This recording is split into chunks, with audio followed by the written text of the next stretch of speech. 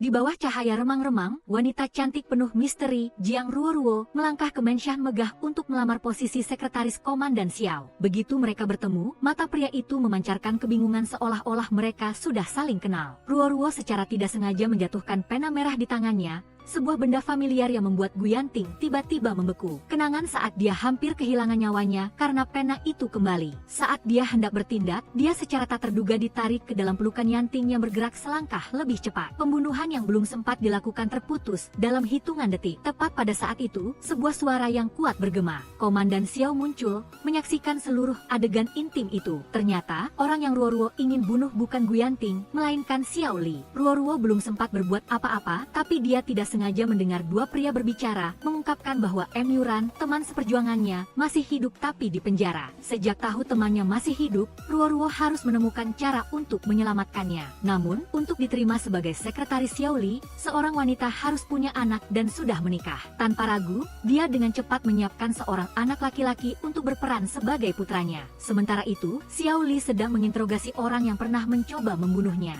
Mendengar dia memarahi, Gu Yanting tanpa ragu-ragu langsung membunuhnya, membuat semua petunjuk menghilang. Kemarahan meledak di mata Xiao Li. Ruoruo tiba-tiba menyatakan bahwa dia adalah istri Gu Yanting saat dia turun ke ruang tamu. Dia tidak ragu untuk mendekat, berpura-pura akrab, tetapi Yanting dengan dingin menyangkalnya, mengungkap rencananya di depan semua orang. Ian curiga dia terlibat dalam upaya pembunuhan Xiao Li dan segera memerintahkan penangkapannya. Tanpa rasa takut, Ruoruo langsung menghadapi situasi tersebut. Ketika dia hendak mengeluarkan senjata untuk melawan mereka yang mengepungnya, tiba-tiba Yanting yang baru saja mengungkapnya berbalik melindunginya. Dia dengan berani memasangkan cincin ke jarinya dan menyatakan di depan semua orang bahwa dia adalah istrinya. Dalam perjalanan kembali, konvoi Yanting tiba-tiba diserang. Serangkaian tembakan merobek malam, peluru menghujani mereka. Segera, Ruoruo dan Yanting membawa anak laki-laki itu dengan aman ke dalam mobil dan bergegas ke medan pertempuran. Keduanya bekerja sama dengan baik, dengan cepat mengalahkan musuh dan berhasil melarikan diri. Tetapi cerita itu tidak berhenti di situ. Setelah mengambil kembali cincin dari tangan Ruoruo, Yanting keluar dari mobil. Tanpa diduga, di belakang, ibu dan anak Ruoruo masih tidak berniat melepaskannya. Seluruh lingkungan gempar. Semua orang tahu bahwa Ruoruo adalah istri Gu Yanting.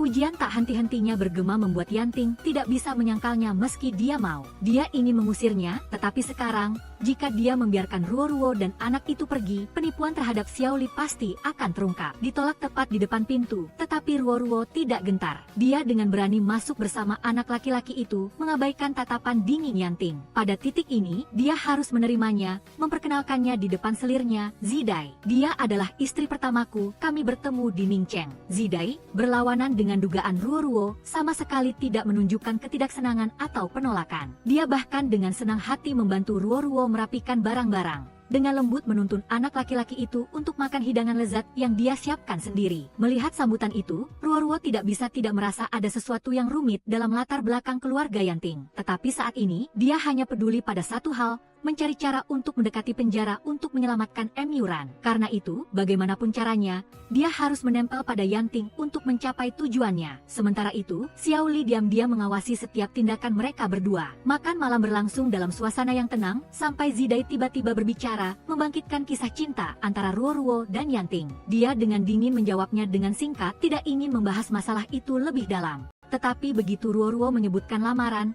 ekspresinya langsung berubah. Aku tidak pernah melamarmu, suaranya penuh amarah bergema. Pada saat itu, kenangan lama tiba-tiba membanjiri pikiran Yanting. Itu adalah kenangan yang menyakitkan, luka yang tidak ingin dia buka kembali. Kembali ke masa kini, Yanting dengan marah berdiri, meninggalkan meja makan, meninggalkan keheranan di wajah semua orang. Tidak ada yang mengerti apa yang baru saja terjadi, hanya dia, bersama dengan kenangan yang tampaknya telah terkubur sejak lama, yang bergejolak di dalam hatinya. Bertahun-tahun telah berlalu, Yanting masih dengan hati-hati menyimpan pakaian terindah dari seorang gadis bernama Yu yang dulunya adalah seluruh dunianya. Atas saran Zidai, Ruoruo mengenakan cheongsam yang pernah dia berikan kepada Yu. Saat dia muncul dengan pakaian itu, hati Yanting seperti berhenti berdetak. Sosok masa lalu tiba-tiba kembali, dia tidak bisa menahan diri untuk tidak memeluk Ruoruo erat-erat, seolah-olah dia ingin menahan sedikit kehangatan yang telah dia hilangkan. Tapi Ruoruo dengan cepat menariknya kembali ke kenyataan. Dia menatap lurus ke matanya, suaranya tegas, Aku mungkin mirip dengannya, tapi aku bukan dia. Jangan perlakukan aku seperti pengganti. Kata-kata itu seperti pisau, memotong aliran kenangan yang masih membekas di hati Yanting. Malam itu, Yanting berencana meninggalkan ruangan untuk menghindari kecanggungan. Tetapi Ruo-Ruo dengan cepat menariknya kembali saat dia melihat Zidai muncul di dekatnya. Dia tidak bisa membiarkan rahasianya berpura-pura menjadi istrinya terungkap. Ruang yang sempit, keduanya berdiri sangat dekat sampai napas mereka seolah-olah saling menyatu. Kehangatan dan aroma yang familiar mengganggu pikiran Yanting. Gelombang kenangan kembali menyerang,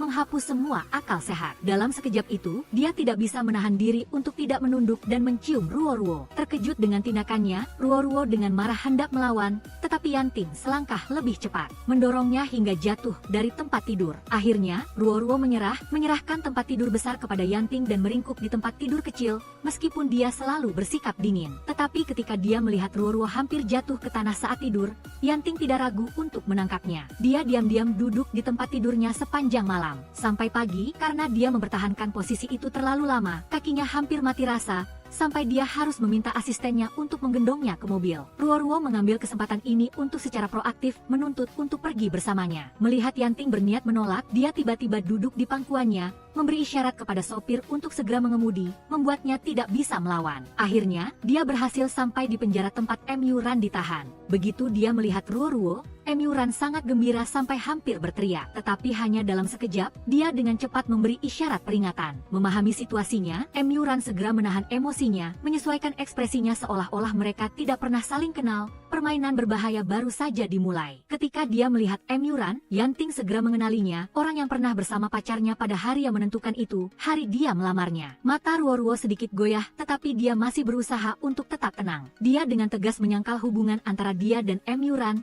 tetapi Yanting tidak mudah ditipu. Dia mengeluarkan pistolnya, mengarahkannya langsung ke Mu Ran, suaranya dingin. Jika kau tidak ada hubungannya dengannya, tidak apa-apa jika aku membunuhmu. Wajah Ruo-Ruo berubah, dia bergegas untuk menghalangi moncong pistol. Jangan, dia hampir berteriak, matanya panik. Mu Ran juga terkejut mendengar bahwa Ruo-Ruo adalah istri Yanting. Dia tersenyum dingin, matanya penuh kecurigaan, tidak mungkin, dia tidak bisa menjadi istrimu. Yanting mengerucutkan bibirnya, matanya yang tajam menatap ke arah Ruo-Ruo, bukankah dia istriku? Dia tersenyum kecil lalu tiba-tiba menunduk, mencium Ruo-Ruo dengan paksa tepat di depan Mu Ran. Ciumannya memaksa, kejam, membawa hukuman dan dominasi. Ruo-Ruo berjuang tapi tidak bisa melepaskan diri. Mu Ran memerah matanya, berteriak marah dalam keputusasaan. Ketika Yanting melepaskan Ruo-Ruo, bibirnya bengkak dan matanya penuh amarah. Sekarang, hubungan antara dia dan Mu Ran telah terungkap. Tidak ada jalan untuk menyangkalnya. Ruo-Ruo terpaksa menelan ludah, suaranya bergetar memohon, tolong, maafkan Mu Ran, aku akan melakukan apapun yang kamu mau. Tapi kata-kata itu hanya membuat Yanting semakin marah. Untuk menyelamatkannya, dia bahkan tidak ragu untuk mengorbankan dirinya sendiri. Pikiran itu seperti pisau yang mengiris hatinya. Wajahnya menjadi muram, dingin sampai menakutkan. Kau begitu peduli padanya. Baik, aku akan pastikan dia tidak bisa keluar dari sini hidup-hidup. Ruo-Ruo panik, hendak berlari ke arahnya tetapi Yanting selangkah lebih cepat. Dia mendorongnya dengan paksa ke dalam penjara, mengunci pintu besi yang dingin. Mulai sekarang, kau di sana dan lindungi dia. Setelah mengatakan itu, dia berbalik dan pergi, meninggalkan Ruo-Ruo di belakang dengan mata penuh keputusasaan. Xiao Li selalu mengawasi Ruo-Ruo. Ketika dia mendengar berita bahwa salah satu pembawa harta karun kemarin telah ditangkap, dan di dalam tubuhnya juga menyembunyikan berlian, dia segera waspada. Jika masalah ini terungkap, konsekuensinya akan tidak terduga. Tanpa ragu, Xiao Li dengan cepat pergi ke penjara untuk melenyapkan pria itu. Saat melewati deretan sel penjara, matanya tiba-tiba berhenti. Ruo-Ruo juga ada di sini. Dia duduk bersandar di dinding, wajahnya pucat, tubuhnya lelah sampai remuk.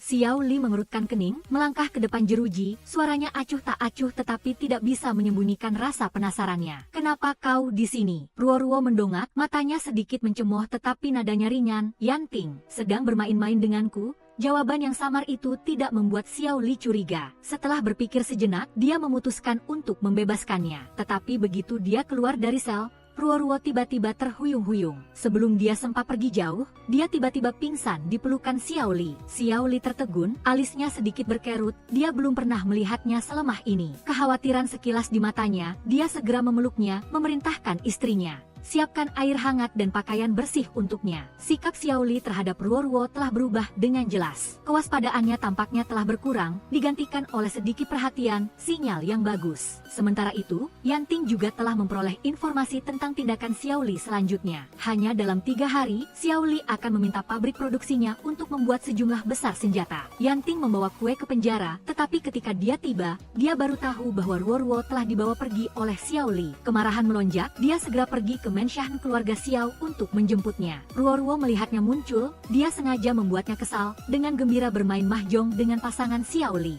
Setiap perkataannya seperti pisau tajam yang menyindirnya. Ketika dia kalah dalam satu putaran, dia berpura-pura menyedihkan, nadanya lemah, aku tidak punya uang. Bagaimana mungkin Yanting punya uang untuk membayar putaran ini? Gajinya sangat rendah, bagaimana dia bisa menghidupi istri dan anak? Sambil berbicara, dia melepas sepasang anting yang ditinggalkan ibunya, dengan lembut menyematkannya di baju Xiaoli sebagai jaminan utang. Adegan itu seperti tusukan pisau ke jantung Yanting. Matanya menjadi gelap, ketidaknyamanan melonjak di dadanya. Xiaoli tampaknya tertarik dengan tindakan ini, mengerucutkan bibirnya sambil tersenyum. Bagaimana kalau kau datang dan menjadi sekretarisku? Sebelum sempat mendengar jawaban Ruoruo, Yanting dengan dingin melangkah, menggendongnya di depan keheranan semua orang. Ketidaknyamanan di dalam dirinya telah mencapai puncaknya, menunjukkan bahwa dia cemburu. Melihat Ruoruo dan Xiaoli saling pandang mesra, Yanting hanya merasa jengkel yang tak tertahankan. Sepanjang jalan, keduanya terus bertengkar, tetapi pada saat itu, Ruoruo tidak sengaja terkilir. Yanting tidak mengatakan sepatah kata pun,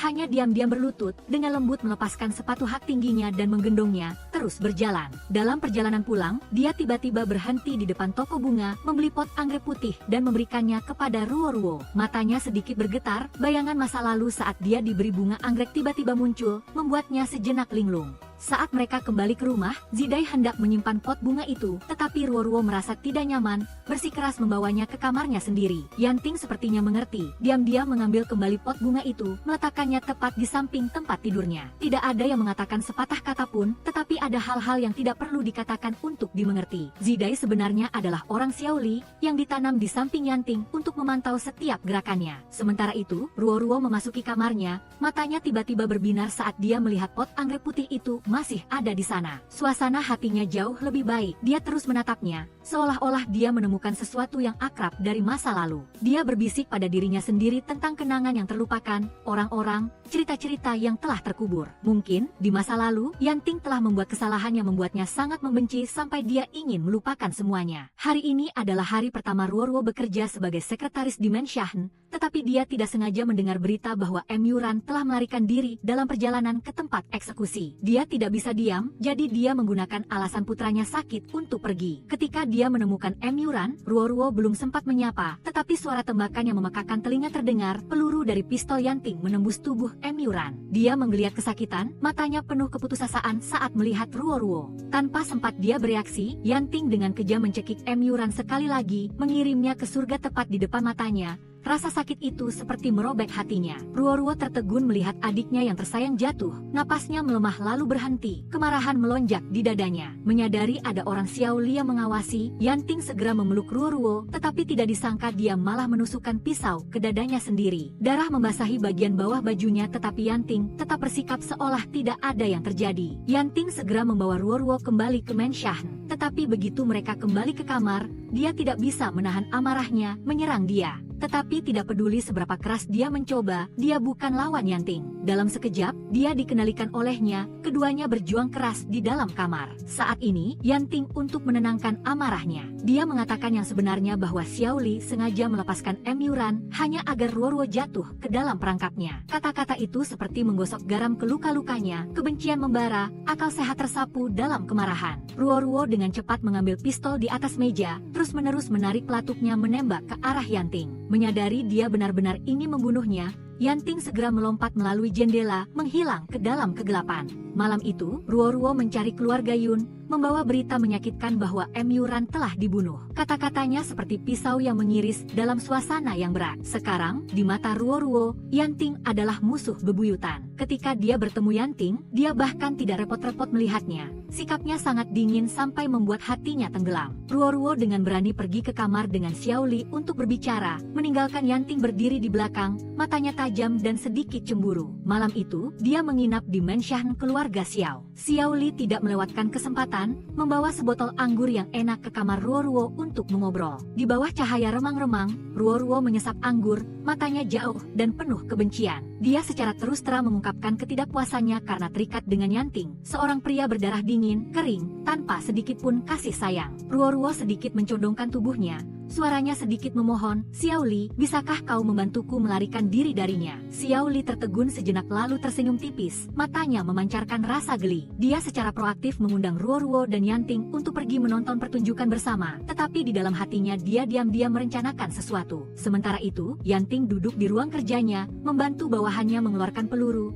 yang sengaja dia tembakkan meleset. Ternyata, Ibu Emyuran bekerja untuk Yanting, dan dia telah diam-diam menyelamatkannya dengan cerdik. Tembakan yang semua orang kira sebagai pukulan mematikan, sebenarnya adalah untuk mengelabui antek-antek Xiao Li, membuat mereka menyerah mengejar Emyuran. Tetapi kebaikan Yanting disalahpahami oleh Ruo, membuatnya tenggelam dalam kebencian tanpa mengetahui kebenaran. Dia masih tidak bisa melupakan saat peluru menembus udara, mengarah langsung ke Emyuran, dan dia tidak bisa memaafkan orang yang menembak. Ketika Yanting memasuki kamar Ruo untuk membicarakan sesuatu, dia langsung menatapnya dengan dingin, tanpa sedikit pun keramahan. Ibu Emyuran tidak ingin dia tahu bahwa dia masih hidup, karena dia takut Emyuran akan nekat kembali untuknya. Itu tidak akan baik untuk keduanya. Setelah beberapa hari penyelidikan rahasia, Yanting juga mengetahui identitas Ruo yang sebenarnya. Dia adalah putri dari keluarga Qiu. Qiu Ruoran, seorang gadis yang menyimpan kebencian yang mendalam terhadap Xiao Li dan ingin menemukan harta karun keluarga Qiu. Mengetahui hal ini, Yanting mengusulkan kerjasama untuk bersama-sama mencari harta karun itu. Tetapi alih-alih melihat niat baiknya, Ruo sekali lagi salah paham. Dia menganggap Yanting juga hanya seorang yang serakah akan harta karun, tidak lebih dan tidak kurang. Acara pertunjukan berlangsung sesuai janji. Ruo dan Xiao Li datang ke teater untuk menikmati pertunjukan. Penampil utama malam ini tidak lain adalah Nyonya Xiao. Meskipun dia berdiri di atas panggung, matanya selalu tertuju pada suaminya dan Ruo, memancarkan kesedihan dan kecemburuan yang sulit disembunyikan. Pada saat yang sama, Yanting juga diam-diam hadir, bukan untuk menikmati pertunjukan, tetapi untuk menemukan rahasia harta karun Xiao Li. Ketika dia melihat Xiao Li pergi, Yanting diam-diam mengikutinya. Tetapi sayangnya dia kehilangan jejaknya di antara koridor-koridor gelap. Merasa ada sesuatu yang tidak biasa, dia dengan hati-hati berjalan ke belakang panggung,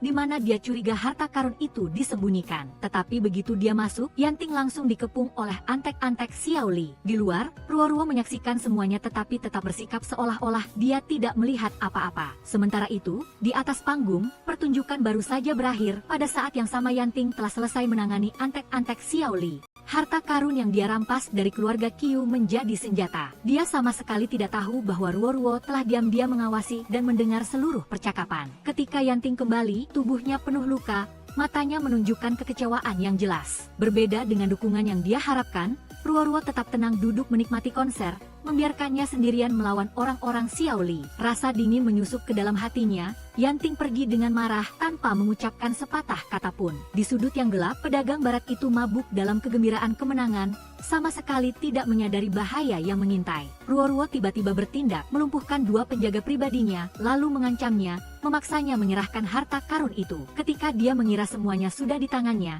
sesosok tubuh tiba-tiba muncul. Itu adalah Yanting. Keduanya terlibat dalam pengejaran yang mendebarkan, bertekad untuk merebut harta karun itu. Saat mengejar ke toko bunga, Ruo secara tak terduga jatuh ke dalam perangkap Yanting. Pemilik toko bunga itu ternyata adalah orangnya. Di depan mata Ruo yang terkejut, pemilik itu membungkuk dengan hormat memanggilnya Tuan Lu. Tanpa memberinya kesempatan untuk melawan, Yanting segera mengikat Ruo dengan erat, lalu dengan cepat menyembunyikan permata itu di dalam pot bunga, bersiap untuk mengangkutnya keluar kota. Ruo sangat terkejut ketika dia menemukan tujuan sebenarnya Yanting. Dia ingin membawa emas ini ke garis depan untuk membantu rakyatnya. Selama ini, di mata Ruo, Yanting selalu menjadi penjahat, kejam, dan berdarah dingin. Tidak hanya itu, pemilik toko bunga juga mengungkapkan sesuatu yang membuatnya semakin terkejut bahwa Yanting selalu hidup hemat. Bahkan makanannya sederhana, hanya agar dia bisa menyisihkan sebagian besar uangnya untuk membantu orang-orang yang terlantar. Mata Ruo memancarkan sedikit gejolak. Dalam sekejap itu, dia melihat Yanting dengan perasaan yang sama sekali berbeda. Dan untuk pertama kalinya, dia setuju untuk bekerja sama dengannya. Pagi berikutnya, Ruo sangat terkejut ketika dia menemukan pedagang barat itu itu, orang yang darinya dia merampas harta karun, telah kembali, kali ini untuk menuntut ganti rugi dari Xiao Li atas uang yang hilang. Namun, Xiao Li dengan tegas menolak, menyebabkan kerjasama antara kedua belah pihak segera dibatalkan. Ruo sengaja menghindari tatapannya, tetapi sayangnya, dia mengenalinya. Dia berteriak menuduhnya sebagai pencuri kemarin, menarik perhatian orang-orang di sekitar. Ruo mencoba menyangkalnya, tetapi sebelum masalah ini semakin jauh, Xiao Li melangkah maju untuk melindunginya. Tanpa ragu, dia dengan dingin bertindak, mengirim pedagang itu ke alam baka, mengakhiri ancaman sepenuhnya. Masalah belum berhenti sampai di situ, Xiao Li dengan cepat menemukan mitra baru untuk mengimpor senjata. Semua rencananya masih berjalan lancar. Ruo dan dia sekali lagi bertukar pandang yang mengandung banyak makna tersembunyi, seperti permainan psikologis yang berbahaya. Tetapi di luar Menshan, karakter baru muncul, Annie, putri dari keluarga Du, baru saja kembali dari Eropa. Dia memiliki hubungan dekat dengan Nyonya Xiao dan begitu dia tahu Ruo adalah istri Yanting, wajah Annie langsung menjadi tidak senang. Dia tidak repot-repot menyembunyikan jarak karena dia telah lama diam-diam mencintai Yanting, meskipun perasaan itu tidak pernah dibalas olehnya. Meskipun demikian, Annie tidak berhenti berusaha mendekatinya, berharap mendapat kesempatan untuk mengubah keadaan. Suasana semakin tegang ketika keempatnya bermain mahjong bersama. Yanting mengambil kesempatan itu untuk bertanya tentang pencurian perbendaharaan tadi malam, tetapi Xiao Li hanya mengangkat bahu, memutuskan untuk tidak lagi menyelidiki, karena toh si Barat sudah dikirimnya ke alam baka. Ruo dari awal sudah tidak senang melihat Yanting memperhatikan Annie, maka ia meluapkan semua ketidaknyamanannya ke dalam permainan. Ia terus melancarkan langkah-langkah tajam, tidak memberikan Yanting kesempatan untuk bergerak. Melihat itu, Xiao Li sengaja memainkan kartu agar Ruo menang, membuat Yanting tidak puas dan ingin bersaing. Namun sialnya, ia salah sasaran, membantu Annie menang, yang semakin membuat Ruo kesal. Tidak berhenti di situ, Xiao Li seolah sengaja menambah bensin ke api, membuat Ruo begitu marah hingga harus meninggalkan meja. Namun begitu keluar, ia diejek oleh Annie karena kalah dan kehabisan uang. Kekesalan Ruo kali ini sudah mencapai puncaknya, hingga Yanting pun ikut terkena dampaknya, menjadi sasaran kemarahannya. Setelah permainan, Yanting ingin menunggu Ruo pulang kerja untuk pulang bersama, tetapi Ruo langsung menolak, bahkan tidak mau menatap wajahnya. Melihat itu, Annie dengan cepat memanfaatkan kesempatan, secara aktif mengajak Yanting untuk pulang bersamanya. Syukurlah, ia masih cukup bijak untuk menolak, jika tidak mungkin saat ini sudah terjadi ledakan besar. Keesokan harinya, Xiao Li membawa buket mawar merah untuk Ruo, dengan tatapan penuh kelembutan. Ia secara terang-terangan mengakui bahwa ia sudah tahu Ruo adalah orang yang mencuri perbendaharaan, tetapi alih-alih menyalahkan, ia hanya tersenyum, menganggap Ruo melakukan itu karena hidup dengan Yanting terlalu kekurangan sehingga harus melakukannya. Kata-kata lembut itu membuat Ruo menghela napas lega. Setidaknya ia tidak perlu khawatir Xiao Li akan mengusut masalah ini. Xiao Li mengambil kesempatan itu untuk mengajak Ruo makan malam, tetapi Ruo langsung menolak. Ia tahu Yanting masih menunggunya di bawah, dan yang lebih penting, ia tidak ingin Annie memanfaatkan kesempatan ini untuk mendekati suaminya. Dalam perjalanan kembali, ia tidak sengaja bertemu dengan si kecil yang sedang duduk bersama Annie. Nona muda dari keluarga Du itu jelas sedang berusaha mengambil hati si kecil dengan kue-kue manis yang menggiurkan, tetapi si kecil bukan tipe yang mudah disuap. Anak laki-laki itu hanya tersenyum, tetapi sama sekali tidak terburu-buru menerima perhatian Annie. Ruo masuk ke toko, melihat tatapan si kecil yang penuh kerinduan saat melihat kue-kue di depannya. Ia menggertakkan gigi, meskipun tidak punya banyak uang, ia tidak bisa membiarkan dirinya kalah dari Annie dalam perang ini. Ia segera memilih kue yang terbesar dan termahal, lalu melirik ke arah Yanting, memberi isyarat agar ia yang membayar. Meskipun enggan, Yanting tidak bisa menolak, hanya bisa dia menerima dompetnya yang terkuras. Ketiganya kembali ke rumah bersama dalam suasana penuh kebahagiaan. Namun, ketika masuk ke rumah, masalah baru muncul. Awalnya, Ruo hanya menyewa si kecil untuk berpura-pura menjadi putranya selama 3 hari, tetapi sekarang sudah lewat 2 hari. Anak laki-laki itu langsung punya ide lain. Ia ragu-ragu apakah harus bergabung dengan Annie atau tidak, karena ia terlihat sangat kaya. Mendengar itu, Ruo langsung merasa gelisah, sementara si kecil yang cerdik menuntut kenaikan gaji jika ia ingin mempertahankannya. Saat ini Yanting masuk, si kecil dengan sigap mundur, mengembalikan ruang pribadi untuk mereka berdua. Suasana di ruangan tiba-tiba menjadi sangat canggung. Jika dulu mereka selalu memperebutkan ranjang besar, sekarang setiap orang ingin merebut sofa. Kecanggungan ini membuat Ruo tidak tahan lagi, wajahnya memerah lalu buru-buru pergi. Pagi harinya, Yanting mencari Xiao Li, saat itu ia sedang membaca surat yang dikirim oleh gubernur militer. Situasi perang di Ningcheng semakin tegang, tentara kekurangan makanan, senjata, dan sangat membutuhkan bantuan. Xiao Li berniat membantu tetapi Jiang Cheng juga sedang dalam masa sulit, ia tidak bisa mengirim pasukan atau senjata ke Ning Cheng sesuai keinginan. Yan Ting menyarankan agar Xiao Li mengeluarkan uang agar mereka bisa mengurusnya sendiri, tetapi Xiao Li malah tersenyum santai, dengan acuh tak acuh mengatakan bahwa ia tidak punya banyak uang seperti yang orang-orang pikirkan. Kata-kata itu membuat Yan Ting tertawa dingin, tatapan menghina melirik Xiao Li. Ia menyindir Xiao Li tanpa ragu, di luar sana ada orang-orang yang berjuang sampai tetes darah terakhir, kehabisan makanan dan amunisi, sementara ada orang yang hidup mewah, makan enak, berpakaian bagus, dengan santai menikmati musik yang melankolis. Kata-katanya belum selesai, tiba-tiba terdengar suara musik dan sosok yang familiar muncul di atas panggung. Ruo melangkah anggun bersama Nyonya Xiao, setiap gerakannya lentur seperti air mengalir dan awan bergerak, tubuhnya ramping, tangannya lembut menciptakan setiap lekukan yang memukau. Seluruh ruangan tenggelam dalam keheningan, semua mata tertuju padanya. Sementara Yan Ting, ia tidak memberikan kesempatan kepada Xiao Li untuk mendekatinya, dengan berani mendekat. Tidak malu berdekatan dengan Ruo tepat di depan matanya,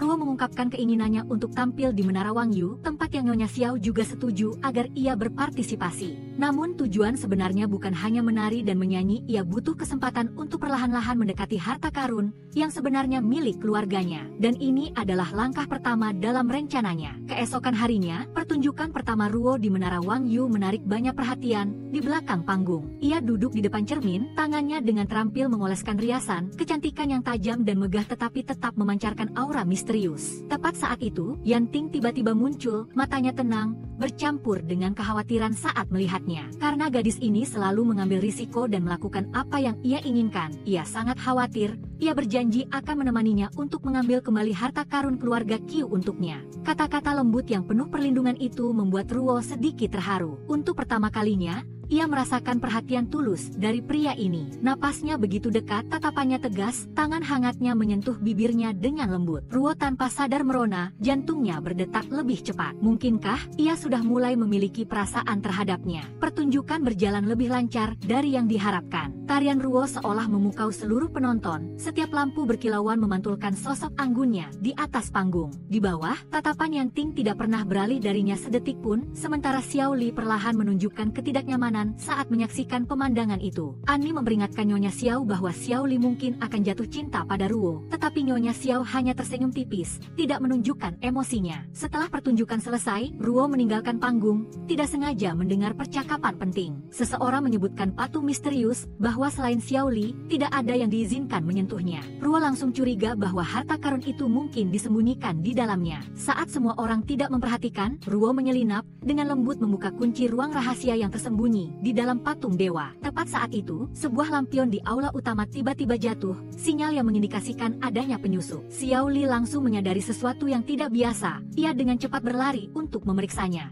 Namun sebelum ia sempat tiba, sebuah tangan kuat sudah menarik Ruo untuk bersembunyi. Itu adalah Yan Ting. Xiao Li dengan marah memerintahkan untuk menggeledah seluruh tempat ini. Nyonya Xiao sudah menduga tujuan Ruo, hanya menunggu ia masuk perangkap. Di saat genting, Yan Ting dengan berani menarik Ruo langsung ke panggung, di depan ratusan orang. Pernyataan mengejutkan itu mengguncang seluruh ruangan. Ruo dipeluk erat olehnya, tidak sempat bereaksi, sementara Yan Ting mempertahankan wajahnya yang tenang. Seolah-olah ini hanyalah sebuah pertunjukan kasih sayang secara publik. Sikap alami dan tenang Yan Ting telah membantu Ruo lolos dari bahaya pada saat yang genting. Xiao Li tidak bisa mempermasalahkan hal itu ketika semua mata tertuju pada mereka. Ketika seseorang bertanya alasan menyentuh patung dewa, Yan Ting hanya tersenyum dingin, mengatakan bahwa ia dan Ruo hanya sedang bermain-main sedikit. Segalanya seolah sudah mereda, tetapi tiba-tiba, sebuah berita mengejutkan datang, si kecil telah hilang. Suasana langsung menjadi tegang, semua orang panik dan berpencar untuk mencari. Si kecil ditahan oleh dua penculik, tetapi untungnya Yan Ting berhasil menemukannya tepat waktu dan menyelamatkan anak laki-laki itu. Setelah membawa si kecil kembali dengan aman, Yan Ting tidak bisa tidak bertanya-tanya mengapa anak itu selalu memanggil orang lain ayah.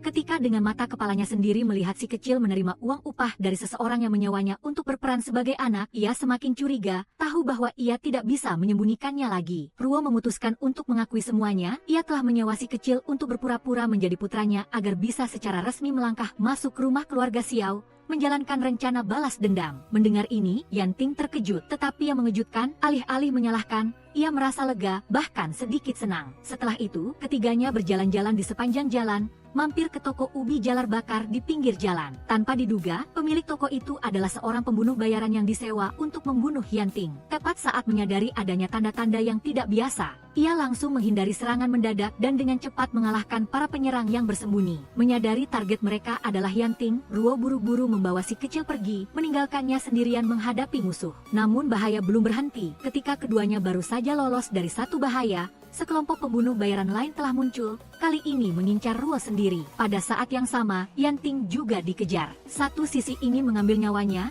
satu sisi ingin melenyapkannya. Mereka berdua tidak punya pilihan lain selain berjuang dan saling melindungi, memanfaatkan kesempatan untuk melarikan diri. Dalam saat-saat mendekati kematian, mereka tanpa sadar lebih mengandalkan satu sama lain. Kepercayaan di antara mereka berdua pun perlahan-lahan dibangun. Orang di balik pembunuhan Yanting tidak lain adalah Xiao Li. Sementara orang yang ingin membunuh Ruo adalah Ani. Dalam pertempuran, Yanting terluka karena melindungi Ruo. Melihat luka di dadanya yang terus berdarah, Ruo buru-buru membantunya mengobati luka. Ia dengan lembut membalutnya, tangannya gemetar karena cemas. Yanting menatap wajah Ruo saat itu, perhatian dan kelembutan itu membuat hatinya melunak. Tidak bisa menahan emosinya, Yanting tiba-tiba menarik Ruo mendekat, dengan lembut meletakkan ciuman di bibirnya. Ruangan seolah membeku, keduanya tenggelam dalam momen manis itu. Namun tepat saat ini, Ruo tidak sengaja menyentuh luka Yanting, membuatnya meringis kesakitan. Ruo terkejut dan panik, langsung mundur, wajahnya memerah, tidak berani menatap matanya. Karena terlalu canggung, ia tanpa sengaja mengabaikan luka itu. Yanting tersenyum, dengan lembut berpesan padanya lain kali jika dalam bahaya, kirimkan sinyal kepadanya. Untuk mencairkan suasana yang canggung, keduanya memutuskan untuk bermain kartu sepanjang malam, baik untuk menghabiskan waktu maupun untuk menghindari terdeteksi. Dalam percakapan, Yanting baru tahu bahwa Ruo berutang gaji pada si kecil, membuat anak laki-laki itu harus mencari pekerjaan baru. Ia terlalu asyik dengan rencana balas dendamnya selama bertahun-tahun, hingga tidak pernah memikirkan mencari uang atau mengurus diri sendiri. Yanting adalah anak angkat gubernur militer, jadi meskipun Xiao Li memiliki ambisi untuk membunuhnya, ia tidak bisa melakukannya secara terang-terangan, hanya bisa diam-diam menyuruh orang untuk membunuhnya. Ia takut akan kekuatan ayah angkatnya dan semakin khawatir tentang hubungan tersembunyi di belakangnya. Tetapi itu tidak berarti bahaya sudah berakhir. Yanting tahu betul bahwa para penyerang yang menyerangnya hari ini dikirim oleh Xiao Li. Sementara itu, di pihak Xiao Li, ia sedang menginterogasi penculik si kecil dan tiba-tiba menemukan fakta penting bahwa si kecil bukanlah putra kandung Yanting dan Ruo setelah ciuman tadi malam. Yanting tidak berhenti mengingat momen itu. Perasaan manis, napas Ruo masih melekat di benaknya, membuatnya tidak bisa fokus pada hal lain. Tetapi ketika Ruo datang berkunjung, alih-alih merawat lukanya dengan lembut seperti biasa, ia malah pergi dengan marah. Mengingat bagaimana Yanting pernah membela Ani di depannya, Ruo tiba-tiba merasa sakit hati. Saat itu, si kecil membawa sebuah koran yang membuat Yanting tertegun. Berita di dalamnya menuduhnya sebagai orang yang menculik si kecil. Segera setelah itu, sekelompok orang datang, menuduhnya dan memaksanya untuk ikut dengan mereka untuk diselidiki. Ruo mendengar suara itu, buru-buru berlari. Tetapi sebelum ia sempat mengerti apa yang sedang terjadi, Yanting meyakinkannya bahwa ia akan baik-baik saja dengan tatapan yang tegas, tetapi kenyataannya tidak sesederhana itu. Di penjara, luka lama Yanting belum sembuh, tetapi ia sudah harus menderita siksaan brutal. Yanting adalah dalang di balik sindikat perdagangan anak, memaksanya untuk mengakui kejahatan. Ruo tidak bisa diam saja, ia bersikeras menyatakan bahwa si kecil adalah putranya, berharap bisa melindunginya. Melihat keduanya masih bersikeras tidak mau mengakui, Xiao Li mengubah taktik, ia menatap tajam ke arah Yanting, perlahan-lahan mengancam jika ia mengakui pernikahan antara ia dan Ruo hanyalah palsu maka ia akan mengampuni ia dan Ruo, tetapi jika tidak,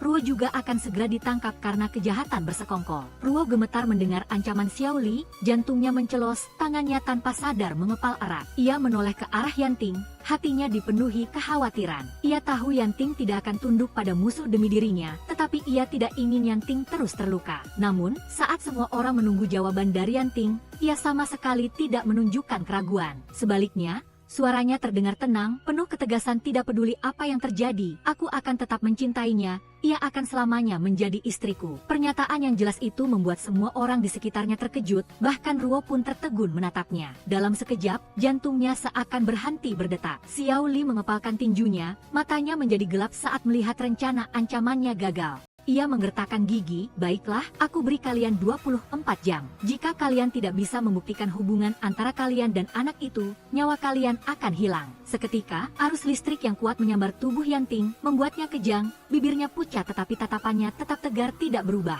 Seluruh kota heboh dengan berita yang mengejutkan, selebaran-selebaran tersebar di mana-mana, menuduh Yanting dengan tuduhan penculikan anak dan perdagangan manusia. Bisik-bisik, tatapan menghina, dan kritik mengikutinya ke setiap sudut jalan, mengubahnya dari seorang yang terhormat menjadi orang yang dikutuk oleh masyarakat. Ruo tidak bisa tinggal diam, ia memutuskan untuk menemui Xiao Li. Dengan terang-terangan mengajukan syarat bahwa ia akan datang ke Menshan bersamanya, asalkan ia membebaskan Yanting. Xiao Li tertawa, matanya menyapu Ruo dengan penuh kepuasan. Ia tahu Ruo melakukan ini hanya untuk menyelamatkan Yanting, tetapi itu tidak penting. Yang ia inginkan adalah memilikinya dalam perjalanan kembali. Ruo tenggelam dalam pikirannya yang kacau. Kata-kata Yanting sebelumnya bergema di telinganya, perasaan tulus yang ia berikan padanya, pelukan hangat saat ia mengabaikan segalanya untuk melindunginya. Semua itu membuat hatinya bergejolak untuk membalas budinya. Untuk menebus kesalahannya sendiri, ia memilih untuk berkorban. Ketika Yanting dibebaskan, matanya terus mencari sosok yang familiar. Di mana dia? Apakah ia tidak datang? Hatinya mencelos saat di depannya hanya ada Ani yang menunggu. Ia tidak ingin percaya bahwa Ruo telah meninggalkannya. Mengambil sebatang rokok, ia perlahan mencari alasan untuk mengulur waktu, berharap ia akan muncul. Tetapi bahkan korek api di tangannya pun tidak bisa menyala, seolah langit sedang mempermainkannya. Tepat saat itu, Ruo berencana naik mobil untuk pergi, tetapi Yanting sudah kembali. Mata mereka bertemu, satu sisi adalah harapan tipis, satu sisi adalah penghindaran yang menyakitkan. Ia dengan dingin berbicara untuk mengakhiri hubungan di antara mereka berdua.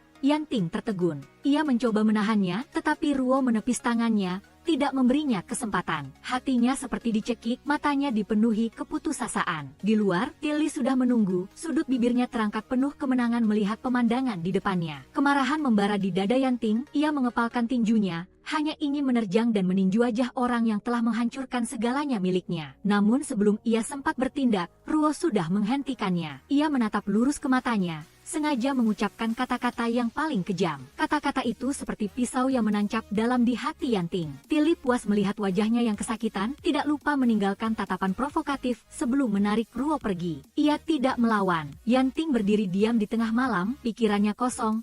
Hanya ada bayangan mobil yang membawa Ruo semakin menjauh, menghilang meninggalkannya sendirian di tengah kehilangan yang tidak bisa diperbaiki. Yanting diam-diam melihat pot anggrek di meja, matanya sedih. Di sisi lain, si kecil jatuh sakit karena terlalu merindukan ibunya. Demam membuatnya mengigau, mulutnya terus memanggil nama Ruo. Yanting melihat anak yang lemah di ranjang, hatinya semakin perih. Di Menshan keluarga Xiao, Ruo masih menjaga jarak dengan Xiao Li, meskipun ia sudah berada di sisinya. Ia memberinya sepasang anting-anting berharga, sebagai bukti kepemilikannya. Pemandangan itu tidak sengaja terlihat oleh Nyonya Xiao, membuat ia diam-diam memikirkan sesuatu. Tidak lama kemudian, Yian muncul, sengaja menunjukkan keintiman dengan Xiao Li tepat di depan Ruo. Tetapi bertentangan dengan harapannya, Xiao Li mengabaikannya sepenuhnya, matanya hanya tertuju pada Ruo. Ruo mengatupkan bibirnya, tekad di hatinya semakin kuat. Ia harus menemukan kebenaran tentang tragedi di masa lalu ketika seluruh keluarga Qiu dibantai dengan kejam. Ia mulai menjelajahi seluruh Menshan, mengingat setiap jalan, setiap lokasi penting untuk mencari petunjuk. Tujuannya adalah ruangan yang berisi dokumen-dokumen rahasia. Namun begitu ia akan membuka pintu, sebuah tangan kuat menariknya ke ruangan lain. Itu Yanting, suara langkah kaki terdengar di koridor, keduanya buru-buru bersembunyi di sudut. Suaranya yang pelan menyuruh Ruo pulang karena si kecil demam dan juga anak laki-laki itu sangat merindukannya. Ruo mengepalkan tangannya. Ia merindukan si kecil, tetapi ia tidak bisa membiarkan rencananya gagal. Tepat saat itu, Xiao Li tiba-tiba muncul di luar. Matanya menjadi gelap saat melihat Yanting dan Ruo keluar dari ruangan tertutup. Tanpa ragu, ia mencabut pistol. Laras pistol yang dingin langsung menunjuk ke kepala Yanting. Ruo sempat panik, buru-buru melepaskan tangan Yanting lalu berjalan cepat ke arah Xiao Li. Sebagai cara untuk menenangkannya, ia berusaha tetap tenang, dengan dingin mengusir Yanting pergi. Yanting tersenyum tipis, senyum yang lebih pahit dari sebelumnya. Ia tidak mengucapkan sepatah kata pun, hanya diam-diam berbalik dan pergi. Setelah itu, Ruo mengungkapkan keinginannya untuk pergi pergi ke Menara Wangyu untuk melanjutkan pertunjukan, tetapi Xiao Li langsung menolak. Ia tahu betul jika ia membiarkan Ruo kembali ke tempat itu, menunggu sosok yang familiar. Tetapi ia menunggu dan menunggu, ia tidak juga muncul. Akhirnya, hatinya menjadi dingin, langkahnya terasa berat saat pergi. Di rumah, si kecil masih sabar menunggu Ruo. Namun ketika pintu terbuka, yang masuk hanya Yanting sendirian, tatapan si kecil menjadi gelap penuh kekecewaan. Meskipun hanya berpura-pura menjadi putra Ruo, perasaannya terhadapnya adalah nyata. Anak laki-laki itu hanya duduk di sana, diam, tidak mengucapkan sepatah kata pun. Di luar, Ruo diam-diam melihat dari celah pintu, hatinya dipenuhi penyesalan. Ia ingin masuk tetapi tidak punya cukup keberanian. Sekali lagi, ia memilih untuk pergi, membawa rasa sakitnya sendiri dan meninggalkan rasa sakit bagi orang-orang yang mencintainya. Keesokan harinya, Zidai diam-diam mengikuti toko bunga yang sering dikunjungi Yanting. Begitu menemukan ada gerakan aneh, ia langsung melaporkan kepada Xiao Li. Tidak lama kemudian, Xiao Li tiba-tiba mengajak Ruo ke Menara Wangyu. Ia belum sempat menyadari niatnya, pemandangan di depannya membuat hatinya mencelos. Xiao Li berdiri di sana, dengan dingin memerintahkan bawahannya untuk menangkap pemilik toko bunga beserta satu kiriman barang misterius. Dari kejauhan, orang-orang Yanting juga menyaksikan pemandangan ini. Ketika melihat Ruo pergi bersama Xiao Li, mereka segera melaporkan kembali kepada Yanting. Kecurigaan dengan cepat menyelimuti, apakah benar Ruo yang telah mengkhianati pemilik toko bunga dan juga dirinya? Ruo mengepalkan tangannya.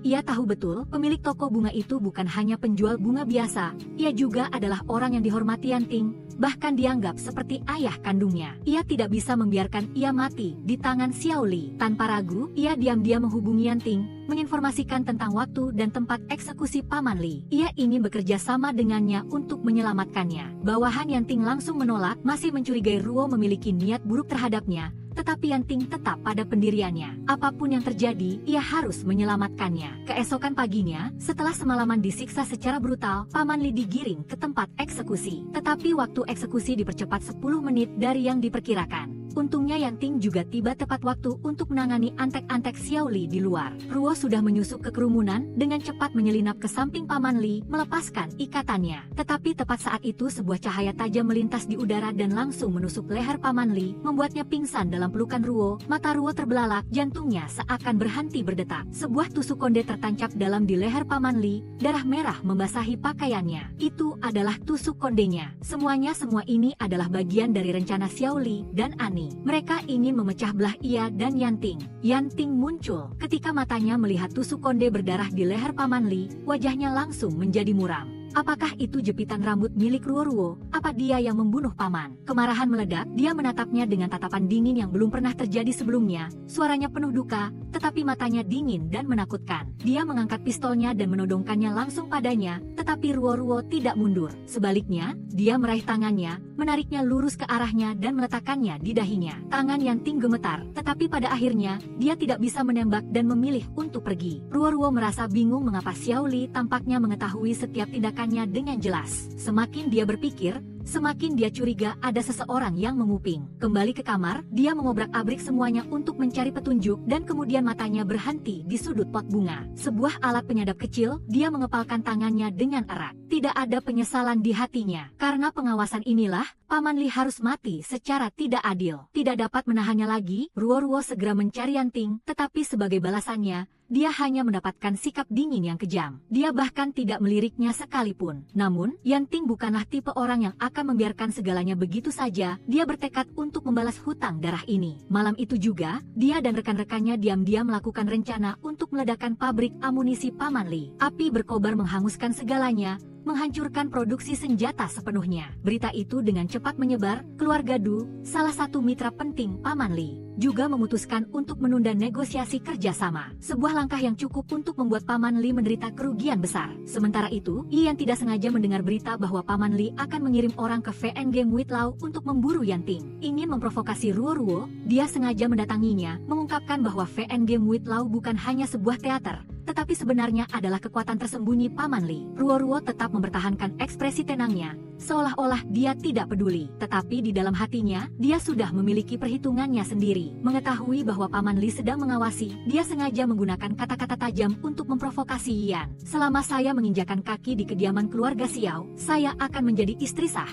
Sedangkan Anda akan selamanya menjadi selir. Kata-kata itu seperti pisau yang mengiris harga diri Yan, membuatnya tidak bisa menahan diri. Dalam kemarahannya, dia segera menyerang Ruo-Ruo. Pada saat itu, Ruo-Ruo sengaja menyentuh vas bunga, menyebabkannya jatuh dan pecah, merusak alat penyadap, memutus semua koneksi dengan Xiao Li. Dia punya kesempatan, sekarang yang dia butuhkan adalah cara untuk masuk ke VNG Muid Lao. Malam itu, Ruo-Ruo mengenakan sepasang anting yang pernah diberikan Xiao Li dan secara proaktif menemuinya. Diiringi musik romantis, keduanya menari, mata Xiao Li penuh dengan gairah saat dia menatapnya. Pada saat itu, dia mengeluarkan sebuah foto dirinya yang diam-diam berjalan di jalan. Yang diam-diam dia foto sejak lama. Kemudian dia tiba-tiba melamar, tanpa ragu sedikit pun, Ruo-Ruo mengangguk. Ini adalah satu-satunya cara baginya untuk membalas dendam dan menyelamatkan Yanting. Ketika dia menawarkan untuk bergabung dengan VNG Muid Lao, bahkan mengisyaratkan bahwa dia ingin membantu Xiao Li membunuh Yanting, dia setuju tanpa keraguan. Tapi Yan, yang berdiri di kejauhan menyaksikan semuanya,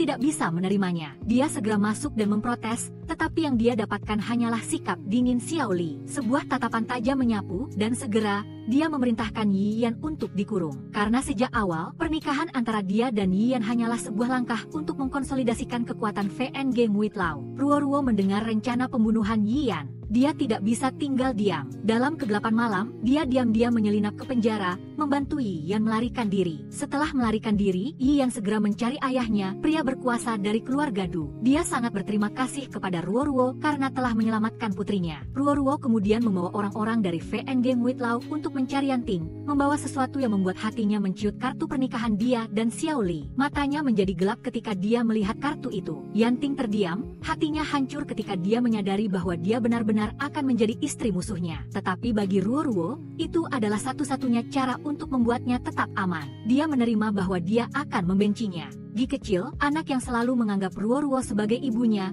juga sangat sedih, matanya dipenuhi kekecewaan. Tapi Yanting tidak bisa menerima akhir seperti itu. Di sisi lain, Ruo-Ruo mengenakan gaun pengantin, matanya sedih. Tiba-tiba, pintu terbuka, Yanting muncul. Matanya berbinar saat dia melihatnya untuk pertama kalinya dalam gaun pengantin. Tapi sayangnya, dia bukan pengantinnya. Meskipun demikian, dia tidak menyerah. Dia mendekat dengan mata penuh harapan, tetapi Ruo-Ruo menolaknya dengan dingin. Dia mengambil jepit rambut, meletakkannya di dadanya, sebagai peringatan, tetapi Yanting tidak mundur. Suaranya tercekat saat dia berbicara tentang penderitaan melihat orang yang dicintainya menikah dengan musuhnya. Jarak di antara mereka semakin menyempit dan kemudian Yanting mengabaikan segalanya, membungkuk dan menciumnya. Sebuah ciuman yang tiba-tiba, membara, dan penuh rasa sakit. Tepat pada saat itu, sebuah cermin jatuh ke lantai, membuat suara keras yang mengejutkan keduanya. Ruo-Ruo takut Xiao Li akan mengetahuinya, dia buru-buru mendorongnya menjauh, dengan tegas mengakhiri segalanya. Xiao Li mendengar suara itu dan datang mencarinya. Dia melihat noda lipstik di bibir Ruo-Ruo, matanya yang tajam penuh kecurigaan. Dia ingin masuk ke kamar untuk memeriksa, tetapi Ruo-Ruo dengan cepat mencari alasan untuk menolak. Dia menatapnya dengan mata yang dalam, tetapi kemudian dia tidak memaksa. Segera, Xiao Li memerintahkan jika ada yang melihat Yanting di kediaman,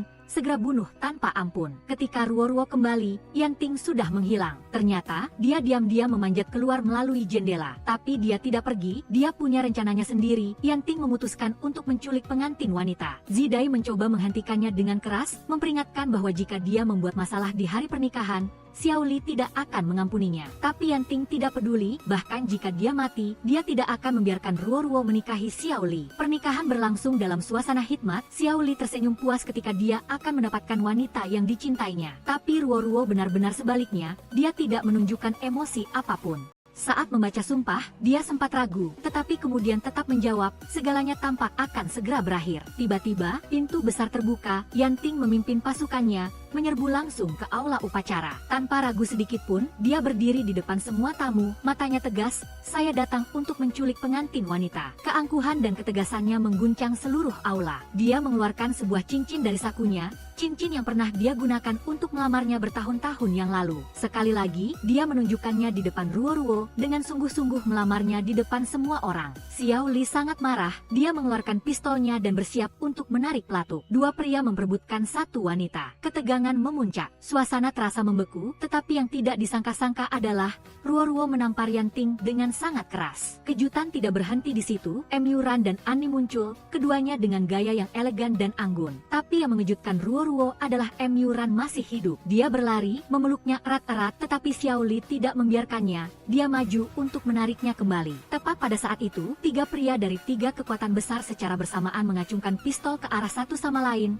memperebutkan Ruo-Ruo. Suasana tegang seperti tercekik. Emyuran tertawa dingin, lalu dengan pelan mengungkapkan identitas aslinya. Dia adalah Du Emyuran, saudara tiri Annie, dan sekarang bertanggung jawab atas semua bisnis keluarga Du. Mendengar itu, Xiao Li segera mengubah sikapnya, menyadari bahwa Emyuran datang ke sini bukan hanya karena Ruo-Ruo, tetapi juga untuk membicarakan bisnis. Xiao Li tidak punya pilihan selain menunda pernikahan. Yanting meninggalkan aula, punggungnya penuh kesedihan. Ruo-Ruo buru-buru mengejarnya, dia ingin tahu mengapa dia menyembunyikan fakta bahwa Emyuran masih hidup darinya. Melihat tatapan teguh di matanya, Yanting tidak mengatakan apa-apa, hanya diam-diam memegang tangannya, membawanya ke tempat tinggal Ibu Emyuran. Ibu Emyuran dengan lembut menceritakan seluruh kebenaran kepada Ruo-Ruo, menjelaskan mengapa dia merahasiakan fakta bahwa putranya masih hidup. Baru pada saat itulah, Ruo-Ruo menyadari kesalahannya sebelumnya tentang Yanting. Ternyata, dia tidak sejahat yang dia kira. Rasa bersalah muncul di hatinya, membuatnya merasa bersalah ketika dia mengingat saat-saat dia mencoba untuk menyakitinya. Sementara itu, Emyuran sedang melakukan negosiasi penting dengan Xiao Li. Dia menyatakan keinginannya untuk berinvestasi di pabrik amunisi Xiao Li, bahkan menawarkan untuk menjadi pemegang saham. Xiao Li sedikit ragu, matanya tajam dan penuh perhitungan. Menyadari bahwa dia belum sepenuhnya mempercayainya,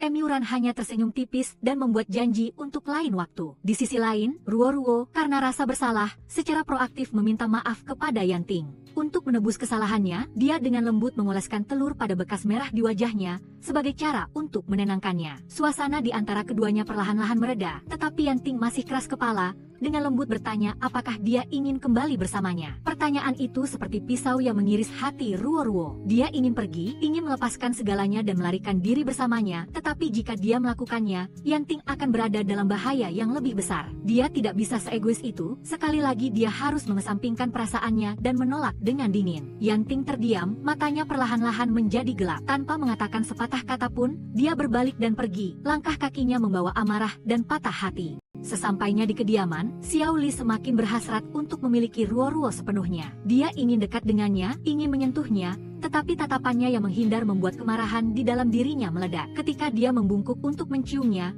Ruo-Ruo secara refleks menghindar. Sikap dinginnya membuat Xiao Li gila. Kecemburuan dan keinginan membara di dalam dirinya. Dan kali ini, dia tidak lagi sabar. Dia menerjangnya dan secara kasar memilikinya, tidak memberinya kesempatan untuk melawan. Setelah mendapatkan apa yang dia inginkan, Xiao Li menunjukkan dirinya sebagai orang yang menakutkan. Wajahnya mengeras, suaranya dalam dan menakutkan. Malam sebelum pernikahan, kau bersama Yanting. Di aula, kau menggenggam tangan Emyuran. Setelah itu, kau mengejar Yanting. Setiap kata setajam pisau, penuh kemarahan dan posesif. Kebencian dan keinginan untuk memiliki Ruo-Ruo semakin menguasai dirinya. Dia ingin melawan, ingin menggunakan senjata untuk membela diri. Tapi dia tidak menyangka Xiao Li akan setakut ini. Diperbudak oleh rasa posesif, Xiao Li bahkan bermaksud memberitahu Ruo-Ruo tentang tempat dia menyembunyikan harta karun, tetapi tepat pada saat itu, sebuah panggilan darurat berdering memaksa Xiao Li untuk menghentikan segalanya untuk menyelesaikannya. Xiao Li dengan dingin memperingatkan Ruo-Ruo, mengancam bahwa jika dia berani melawannya,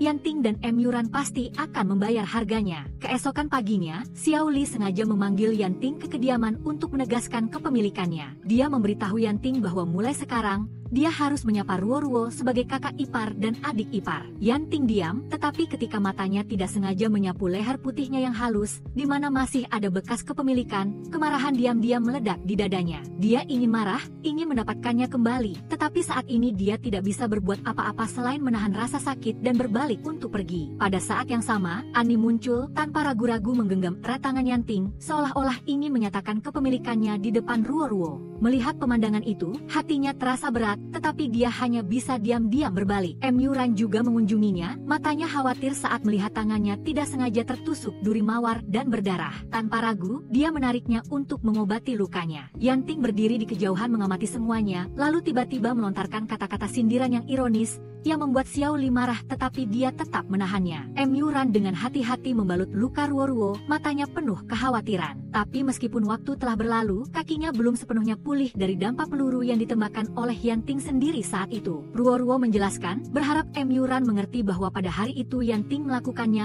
hanya untuk menyelamatkannya. Dia tidak ingin hubungan di antara mereka terus memburuk. Di sisi lain, Ani akhirnya menyelidiki identitas asli Ruoruo, yaitu Tu Enhachenhim. Dengan rahasia ini di tangannya, dia tidak ragu untuk mengancam Yanting, memaksanya untuk menjadi tunangannya jika dia tidak ingin kebenaran terungkap di depan Xiao Li. Malam itu, semua orang berpartisipasi dalam permainan mahjong. Ruoruo awalnya ingin membantu Yuran mengambil kartu, tetapi hanya satu tatapan tajam dari Xiao Li sudah cukup untuk membuatnya takut dan membatalkan niatnya. Dia dengan enggan menarik kartu untuk Xiao Li, tetapi ketika tangannya dengan lembut mengangkat kartu, matanya secara tidak sengaja melihat memar di pergelangan tangannya. Yanting, yang berdiri di seberangnya, melihat semuanya, kemarahan meluap, dia tidak bisa menahan diri lagi. Tidak dapat menahan diri, Yanting menerjang Xiao Li, matanya menjadi gelap karena marah. Xiao Li tetap tenang, hanya tersenyum tipis dan provokatif. Pada saat itu, Yanting tidak berpikir lagi, dia mencabut pistolnya dan menodongkannya langsung padanya. Tapi Xiao Li tidak terkejut sama sekali, dia tahu saat ini akan datang, ini adalah jebakan yang telah dia pasang. Jika Yanting menembak lebih dulu, dia bisa menggunakan alasan membela diri untuk mengakhirinya dengan cara yang terhormat. Situasinya sangat tegang.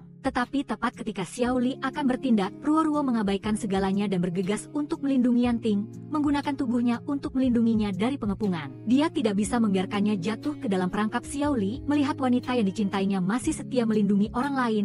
Kecemburuan di dalam Xiao Li meledak dengan kuat. Kepemilikan membuatnya kehilangan akal sehatnya. Matanya menjadi lebih menakutkan dari sebelumnya. Ruoruo belum melupakan Yanting, dan itulah yang tidak bisa dia terima. Yanting merasa sakit ketika dia melihat Ruoruo penuh luka. Dulu, hanya luka kecil saja sudah membuatnya menyalahkan diri sendiri, tetapi sekarang, dia baru saja menjadi istri Xiao Li, belum lama tetapi sudah harus menderita penyiksaan yang kejam. Kemarahan meledak, dia memarahi Ruoruo karena dia masih memutuskan untuk kembali ke kediaman bersama Xiao Li. Dia menyatakan bahwa dia tidak akan terlibat dengannya lagi dan tidak membutuhkan bantuannya. Tetapi pada malam itu juga, dia diam-diam mengambil tindakan, menghukum orang-orang yang telah menindas Ruoruo. Serangan mendadak itu menyebabkan Xiao Li menderita kerugian besar, tetapi dengan kekuatannya, tidak butuh waktu lama pasokan amunisi Yanting terputus sepenuhnya, memaksanya untuk meminta bantuan ayah angkatnya untuk mendapatkan dukungan. Sementara itu, Ruoruo menemukan surat rahasia yang ditujukan untuk Xiao Li yang dicurigai terkait dengan harta karun. Dia dengan cerdik menukarnya. Tepat pada saat itu, dia menemukan Zidai membawa putranya ke kediaman atas perintah Xiao Li. Merasa ada sesuatu yang tidak beres, dia memutuskan untuk merebut kembali anak itu, tetapi Zidai berusaha keras untuk menghentikannya. Keduanya terlibat dalam pertarungan sengit dan akhirnya Ruoruo berhasil melarikan diri dengan putranya. Namun, karena dia menukar surat itu tanpa ketahuan oleh Xiao Li, dia dengan cepat memerintahkan untuk menghancurkan pangkalan penting Yanting. Dia tidak ragu-ragu, segera menyerahkan putranya kepada penjaga Yanting dan bergegas untuk melindungi pangkalan itu. Tetapi begitu dia tiba, dia jatuh ke dalam perangkap pemilik Feng Game Lao, yang di permukaan berutang budi padanya tetapi sebenarnya selalu membencinya karena dia merebut posisi Nyonya Xiao. Dia dengan kejam menyerangnya, tetapi untungnya Yanting muncul tepat waktu untuk menggagalkan rencananya. Di tengah pingsan, Ruoruo samar-samar melihat seorang pria dengan wajah yang persis seperti Yanting. Tepat pada saat itu, Yuran tiba-tiba muncul dan menembak Yanting saat dia baru saja menyelamatkannya. Rasa benci muncul di hati Yuran saat dia mengingat adegan Yanting yang pernah mencium Ruoruo secara paksa tepat di depannya. Tetapi ketika dia memikirkan hari-hari yang harus dia lalui di samping Xiao Li, dan jika Yanting tidak ada lagi, tidak akan ada orang yang mendukungnya untuk menghadapi Xiao Li. Yuran tidak bisa menghabisi Yanting. Akhirnya Yuran membawa Ruoruo kembali ke rumah ibunya. Dalam mimpinya, Ruoruo melihat dirinya diselamatkan oleh seorang pria dari dua penjahat. Sosok itu sangat familiar, tetapi ketika dia bangun, dia hanya melihat Yuran. Berpikir bahwa dia yang telah menyelamatkannya, Yuran tidak ingin dia tahu kebenaran bahwa Yanting yang telah menyelamatkannya, jadi dia berbohong bahwa dia tidak pernah muncul.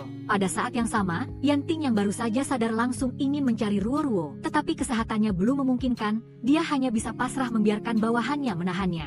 Yuran mengungkapkan perasaannya kepada ibunya, tetapi ibunya dengan tegas menolak karena dia mengerti bahwa Ruoruo tidak pernah mencintainya. Dia tidak menyerah, dia menggunakan ikatan keluarga untuk mengancamnya, memaksa ibunya untuk membantunya mendapatkan hati gadis itu. Pada suatu kesempatan, Ruoruo menemukan sebuah surat lama yang pernah dia tulis untuk Yuran. Di dalamnya ada kata-kata cinta yang tidak dia ingat pernah dia tulis. Kebingungan itu membuatnya segera mencari ibu Yuran untuk mengklarifikasi semuanya. Tetapi jawaban yang dia dapatkan justru membuatnya semakin terkejut. Dia menegaskan bahwa orang yang pernah dia cintai bukanlah Yanting, melainkan Emyuran. Alasan mengapa dia tidak mengingatnya mungkin karena dia terlalu sedih atas kepergian anaknya, menyebabkan ingatannya terganggu. Ruo-Ruo masih tidak tahu bahwa ini adalah rencana Emyuran dan ibunya untuk menipunya. Saat ini, Yanting telah mengendalikan lebih dari setengah Jiangzhou, dan jika komandan terus memberikan bantuan, Xiao Li takut dia tidak akan bisa melawannya lagi. Terjepit, dia memutuskan untuk menggunakan harta karun keluarga Tu untuk menyuap komandan,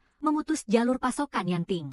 Sementara itu, Emyuran menemui Ruo-Ruo, tetapi dia masih belum bisa menerima apa yang baru saja dia ketahui. Hatinya hanya menganggapnya sebagai seorang adik laki-laki, tidak lebih. Ketika dia melihat Yanting berdiri di halaman, Ruo-Ruo tidak bisa menahan kebahagiaannya. Senyum cerah merekah di bibirnya. Tetapi ingatan tentang surat itu membuatnya segera menahan diri, memilih untuk menghindarinya. Yanting ingin mengunjunginya, ingin tahu apakah dia baik-baik saja, tetapi ibu Emyuran menghalangi jalannya, dengan belak-belakan mengatakan bahwa Ruo-Ruo telah mengetahui tentang hubungan antara dia dan Emyuran di masa lalu. Kata-kata itu seperti pisau yang menusuk hati Yanting. Ternyata, meskipun bersamanya, hatinya selalu berada di tempat lain. Hampa dan kecewa, dia berbalik dan pergi. Sementara itu, Xiao Li telah berhasil meyakinkan komandan, membuatnya memerintahkan penghentian pasokan makanan dan senjata untuk Yanting. Segera, faksi Xiao Li mulai melakukan serangan balik. Dengan situasi saat ini, pasukan Yanting tidak bisa bertahan lebih lama lagi. Tetapi hal yang paling tidak biasa tentang Yanting adalah ketenangannya yang menakutkan dalam situasi sulit. Dia tidak goyah di hadapan berita buruk. Dia bertekad untuk bertarung sampai akhir. Menyadari situasi yang semakin tidak menguntungkan, Yanting secara pribadi menemui Direktur Du, mengusulkan kerjasama untuk merebut pabrik amunisi Xiao Li.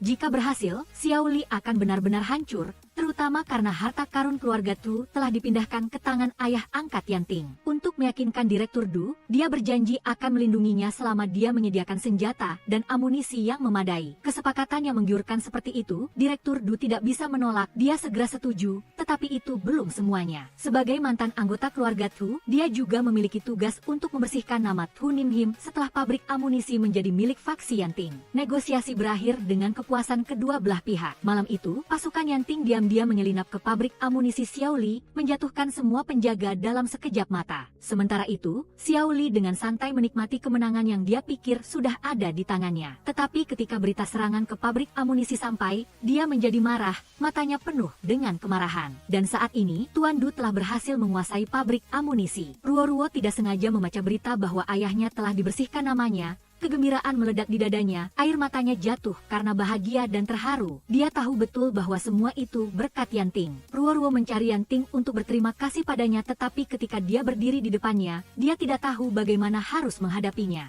Dalam keraguan sesaat, dia ingin pergi tetapi Yanting menahannya, matanya penuh kesedihan, mengandung emosi yang telah terlalu lama terpendam. Kemarahan, cinta, dan luka semuanya menyatu menjadi satu aliran emosi yang bergejolak. Dia ingin menahannya, ingin memilikinya saat ini juga. Tapi kemudian akal sehat menariknya kembali hatinya milik Emyuran, sedangkan tubuhnya pernah menjadi milik Xiao Li. Begitu kata-kata itu diucapkan, keduanya merasakan sakit yang luar biasa. Yanting tahu dia seharusnya tidak marah padanya, tetapi hari sebelumnya dia tidak bisa menahan diri. Dengan lembut mengoleskan obat padanya, setiap sentuhan lembutnya, tetapi Yanting juga tidak lebih baik karena melihat orang yang dicintainya menderita. Rasa sakit itu lebih menyiksa daripada terluka sendiri. Tepat pada saat ini, Emyuran muncul. Matanya menjadi gelap ketika dia melihat Yanting bersama Ruo-Ruo. Selimut yang menutupi tubuhnya semakin membuat Emyuran salah paham. Dalam kemarahan, dia segera mencabut pistol, moncong pistol yang dingin menodong lurus ke kepala Yanting. Ketegangan mencapai puncaknya ketika Yanting menyebutkan kejadian hari sebelumnya. Malam di ruang rahasia, Ruo-Ruo mengatakan dia mencintai Yanting. Kata-kata itu seperti pisau yang menusuk langsung ke hatinya. Inilah yang telah dia tunggu-tunggu sejak lama, tetapi sayangnya, ketika dia mendengar kata-kata itu, dia tidak bisa lagi mempercayainya. Tanpa mengatakan sepatah kata pun,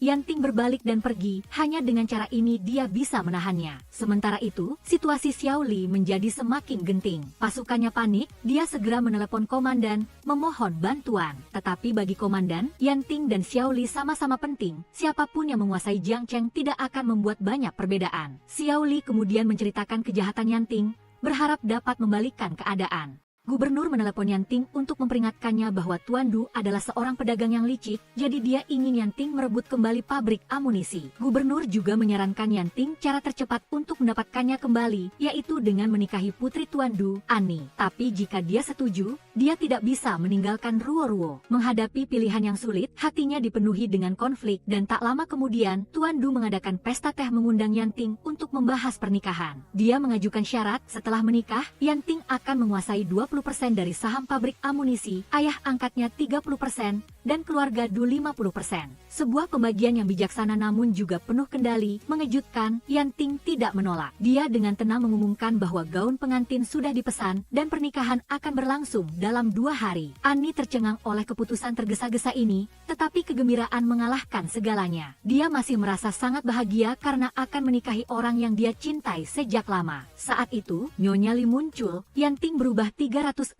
derajat menyatakan bahwa dia akan menikahi Ruo-Ruo, cucu Nyonya Li. Annie tercengang, wajahnya pucat karena marah. Dia tidak percaya bahwa pada hari pertunangan, Yanting bisa berbalik, memilih gadis lain tepat di depannya. Tidak bisa menahan amarah, dia berbalik dan pergi. Segala sesuatu belum sempat mereda. Berita lain datang seperti badai, divisi utara telah menangkap Yuran. Seluruh ruangan tenggelam dalam ketegangan, di sisi ini Yuran diikat sampai Tuan Du setuju untuk membiarkan Yanting menikahi Ruo-Ruo barulah dia akan dibebaskan. Jika dia tidak setuju, nyawanya akan sulit diselamatkan. Ancaman ini membuat Yuran sangat ketakutan. Dengan ancaman ini, Tuan Du harus memilih nyawa putranya dan setuju untuk menandatangani kontrak pembagian saham. Yanting mencapai tujuannya lalu pergi dengan dingin. Malamnya Yanting masuk ke kamar untuk mengunjungi Ruo-Ruo.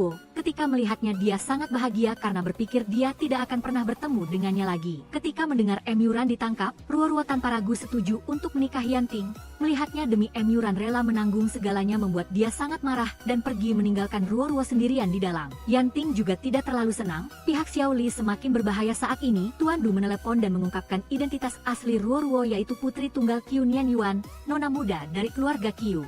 Mendengar berita ini, dia seperti disambar petir. Kemudian dia memerintahkan seseorang ke toko gaun pengantin tempat Yanting memesan gaun itu untuk membeli poros pemilik toko dan mengirimkan suratnya kepada Ruo-Ruo. Ruo-Ruo secara tidak sengaja melihat surat itu, isinya adalah janji Xiao Li untuk bertemu jika dia ingin tahu semua tentang keluarga Qiu karena besok Yanting akan mulai menyerang Menshan. Nyawa Xiao Li jatuh ke tangan Yanting, jadi Ruo-Ruo harus mencari cara untuk bertemu Xiao Li sebelum dia terbunuh. Yanting kembali ke rumah, jantungnya berdetak kencang saat melihat Ruo-Ruo mengenakan gaun pengantin. Dia berdiri di depan cermin, senyumnya mekar seperti bunga yang baru saja mekar, memandang dirinya sendiri dengan bahagia. Gambar itu seperti pisau yang menembus hatinya, karena ini adalah momen yang pernah dia impikan, gadis yang dia cintai mengenakan gaun yang dia siapkan sendiri. Namun kebahagiaan itu hanya berlangsung sesaat ketika dia menyadari, di mata Ruo-Ruo tidak hanya ada kegembiraan tetapi juga tekad yang misterius. Hanya ketika dia secara tidak sengaja menyentuh cermin, Yanting terkejut menyadari bahwa itu adalah cermin dua arah. Sesaat kemudian, Ruo-Ruo tiba-tiba jatuh, pura-pura pingsan untuk memaksanya masuk. Ketika bertemu dengannya lagi, dia tidak bisa menyembunyikan kegembiraannya bahkan secara proaktif menciumnya. Tapi alih-alih membalas, Yanting mundur, hatinya dipenuhi dengan keraguan. Dia takut bahwa semua itu hanyalah jebakan. Tanpa ragu, dia pergi. Tetapi begitu dia keluar, dia menemukan pistolnya telah diambil. Ruo-Ruo telah bertindak lebih dulu. Dia tidak punya waktu lagi untuk menunda, dan juga tidak bisa terus berdiri. Dia melihat Jiang Cheng berubah menjadi medan perang bagi mereka yang berebut kekuasaan. Ketika Yanting menyadari kepergiannya, sudah terlambat, hanya ada sebuah surat yang tersisa di atas meja. Dalam setiap goresan tulisan, Ruo-Ruo mengungkapkan isi hatinya yang terpendam, dari cinta yang tersembunyi hingga keraguan yang tak terucapkan. Dia mencintainya, cinta yang tulus dan jujur, penyesalan karena pria yang pernah menjadi suaminya bukanlah dia. Surat itu mungkin kata-kata pertama yang berani dia ucapkan, mungkin juga yang terakhir. Ketika Yanting bergegas tiba, Ruo-Ruo sudah sampai di depan gerbang Menshan Xiao Li. Dia ingin masuk tetapi tentara Xiao Li telah memblokir semua jalan. Dia mencoba meyakinkan dia untuk kembali, tidak ingin dia mempertaruhkan nyawanya demi dia. Tapi Ruo-Ruo hanya tersenyum, matanya lembut tapi tegas. Jika ada kehidupan selanjutnya, dia akan menjadi nona muda dari Yanting. Kalimat yang lembut tapi seperti pisau yang menusuk hati Yanting. Dia berbalik dengan tegas melangkah masuk ke tempat berbahaya. Di dalam, dia berhadapan dengan Xiao Li, tetapi saat ini, dia bukan lagi Ruo-Ruo melainkan Qiu Ruoran, gadis yang memiliki hutang darah dengannya. Xiao Li mencintainya, dia meyakinkan dia untuk melupakan segalanya, dan pergi bersamanya. Tapi kata-kata itu hanya membuatnya tertawa meremehkan. Bisakah dia menggunakan cinta untuk menutupi kejahatannya? Bisakah dia menebus semua yang telah dia ambil hanya dengan satu kalimat? Dia sangat membencinya. Cinta itu konyol. Tapi Xiao Li tidak pernah menjadi orang yang mudah menerima kekalahan. Ketika Ruo mengayunkan pistol ke arahnya, dia malah menarik Zidai untuk dijadikan perisai. Sekali lagi, dia lebih suka orang lain mati untuknya daripada menghadapi konsekuensinya sendiri. Di tengah kekacauan, dia mencari jalan untuk melarikan diri. Ketika tentara Xiao Li menekan, Ruo tahu dia tidak punya jalan keluar dan menutup matanya menunggu kematian. Tapi pada saat hidup dan mati, sesosok bayangan datang. Yanting telah datang tepat waktu mendorongnya ke sudut untuk menghindari peluru. Mereka berlari dengan berani melompat melalui jendela ketika tentara melempar meriam ke dalam. Ruo tidak ingin meninggalkannya, tetapi Yanting dengan tegas mendorongnya ke bawah untuk tetap tinggal. Setelah melarikan diri, Xiao Li dan kepala pelayan bersembunyi di Feng Wetlao. Keduanya sedang membicarakan rencana untuk membalikkan keadaan ketika tiba-tiba mereka pingsan. Ternyata Yan yang telah memberikan obat kepada mereka. Ketika dia bangun, dia menemukan dirinya berada di rumah keluarga Du diselamatkan oleh Yuran. Tapi hal pertama yang dia lakukan setelah membuka mata bukanlah berterima kasih padanya,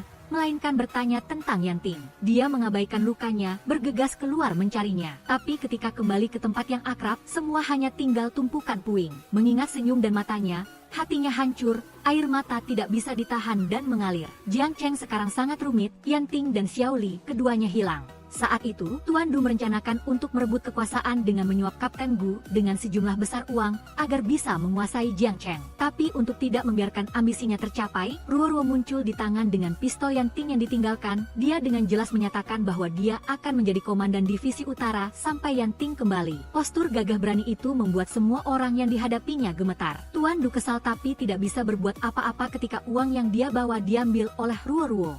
Yuran ingin dia pergi dari tempat ini bersamanya, tapi dia menolak. Dia akan kembali ke rumah keluarga Gu, tidak akan membiarkan Yanting sendirian lagi. Malam tiba, dia duduk diam di depan gaun pengantin yang Yanting siapkan untuknya. Kenangan masa lalu kembali dengan menyakitkan. Tapi sebelum dia sempat tenggelam dalam kesedihan, Nona Liang tiba-tiba muncul, membawa berita mendesak bahwa keluarga Du telah bertindak. Mereka telah menculik Xiao Zi. Di bawah malam yang tenang, Ruo bergegas memimpin orang ke rumah keluarga Du. Tuan Du tidak menyembunyikan niatnya, dia ingin dia menyerahkan kendali atas pasukan Jiang Cheng. Sebagai gantinya, dia berjanji tidak akan menyentuh divisi utara Yanting. Tapi Ruo tahu sifat jahat orang ini. Janji-janji itu hanyalah jebakan, begitu dia menyerah semuanya akan berada di tangannya. Tidak bisa meyakinkannya, Tuan Du mengubah suaranya, menyebutkan Xiao Zi sebagai ancaman tersembunyi. Hati Ruo tercekat tapi dia tetap berusaha tenang, menuangkan secangkir teh untuknya. Saat dia tidak memperhatikan, dia dengan cepat bertindak menggunakan tali pancing yang telah dia siapkan untuk menjeratnya, membuat wajahnya pucat. Di tengah kekacauan, Tuan Du buru-buru memerintahkan untuk membawa Xiao Zi, tetapi menerima berita bahwa Yuran telah membawa anak itu pergi. Ruo segera kembali, dan di depan matanya Xiao Zi dan Yuran sudah lama menunggu.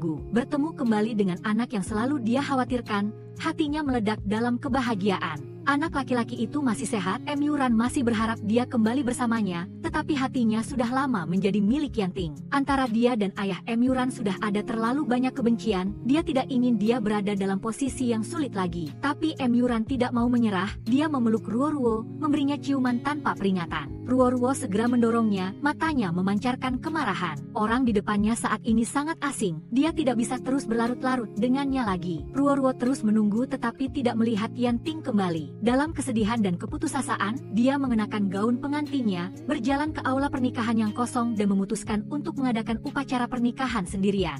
Saat dia berdiri sendirian di sana, sebuah suara yang akrab terdengar. Ruo menahan diri, Yanting muncul, dalam setelan jas yang elegan, melangkah ke arahnya. Dia terkejut berlari mendekat, mengira akhirnya mimpi itu menjadi kenyataan tetapi semua itu hanyalah ilusi. Kerinduannya yang terlalu besar telah membuatnya berhalusinasi. Tepat pada saat itu, berita mengejutkan datang, tentara Jiang Cheng memberontak, bersekutu dengan keluarga Du, berencana untuk mengambil alih kendali pabrik amunisi. Nona Liang berpikir Yanting sudah mati karena dia telah hilang selama sebulan tanpa berita sedikit pun. Tapi Ruo masih percaya bahwa dia akan kembali bersamanya. Kemudian kembang api tiba-tiba menyala dari arah rumah keluarga Du. Ruo-Ruo teringat pesan Yanting bahwa ini adalah sinyalnya. Tanpa ragu, dia langsung menyerbu Menshan keluarga Du. Ekspresi tegang dan sedikit khawatir dari dua saudara perempuan Du semakin membuatnya yakin bahwa Yanting ada di sini. Dia berteriak keras dan kemudian pintu terbuka. Yanting keluar kurus dan kuyu. Ruo-Ruo bergegas memeluknya, air mata mengalir karena bahagia. Tapi kegembiraan itu belum sempat sempurna. Annie muncul, pistol dingin di tangannya mengarah lurus ke dua orang itu. Annie pernah menjadi orang yang mempertaruhkan nyawanya untuk menyelamatkan Yanting dari lautan api, siang dan malam merawatnya.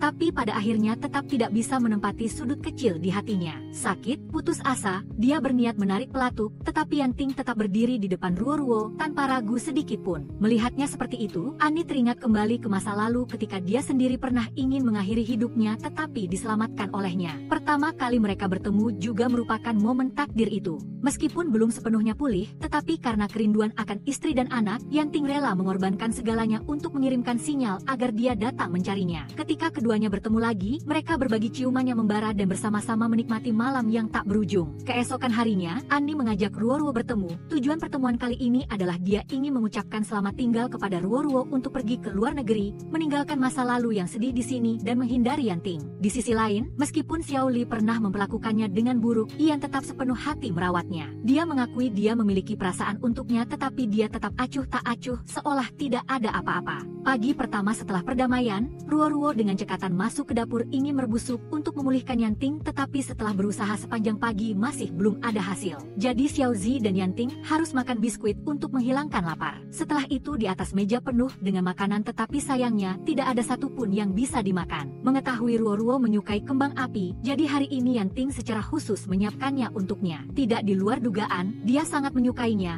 matanya berkilauan seperti bintang. Sudah lama sekali Yanting tidak melihatnya begitu bahagia, hatinya merasa sangat lega. Malam itu, Ruo-Ruo kembali mengalami mimpi aneh. Dalam mimpinya, putranya tiba-tiba menghilang. Terkejut terbangun, dia langsung memeluk anak itu. Dia telah menganggap Xiao Zi seperti putranya sendiri. Yanting menenangkan Ruo-Ruo setelah mimpi buruk itu. Ruo-Ruo memberitahunya bahwa dia juga ingin memiliki anak dengannya. Kata-kata ini didengar oleh Xiao Zi. Anak itu merasa sangat sedih karena berpikir dirinya bukan siapa-siapa bagi Ruo-Ruo dan Yanting. Keesokan paginya, ketika Ruo-Ruo bangun, Xiao Zi sudah tidak ada. Hanya ada sebuah surat yang ditinggalkan di atas meja. Anak itu menulisnya dengan tulisan tangan yang masih kekanak-kanakan tapi penuh emosi. Anak itu mengucapkan terima kasih kepada mereka berdua dan mulai sekarang dia akan mencari orang tua kandungnya sendiri. Xiao Zi pergi kemana-mana sambil memegang kunci yang telah dia bawa sejak kecil, satu-satunya benda yang bisa membantunya menemukan keluarganya. Di permukaan kunci itu terukir kataran takdir yang telah diatur. Tepat pada saat itu, Emyuran melihat kalung itu dan wajahnya langsung berubah. Di sisi lain, Ruo-Ruo dan Yanting panik mencari Xiao Zi di mana-mana. Ketika mereka mendengar berita bahwa anak itu telah dibawa kembali ke rumah oleh Emyuran, keduanya langsung lari ke rumah Emyuran. Melihatnya aman, mereka bernapas lega. Tetapi ketika Emyuran mengeluarkan kalung itu, kebenaran yang mengejutkan terungkap. Xiao Zi adalah putra kandung Ruo-Ruo,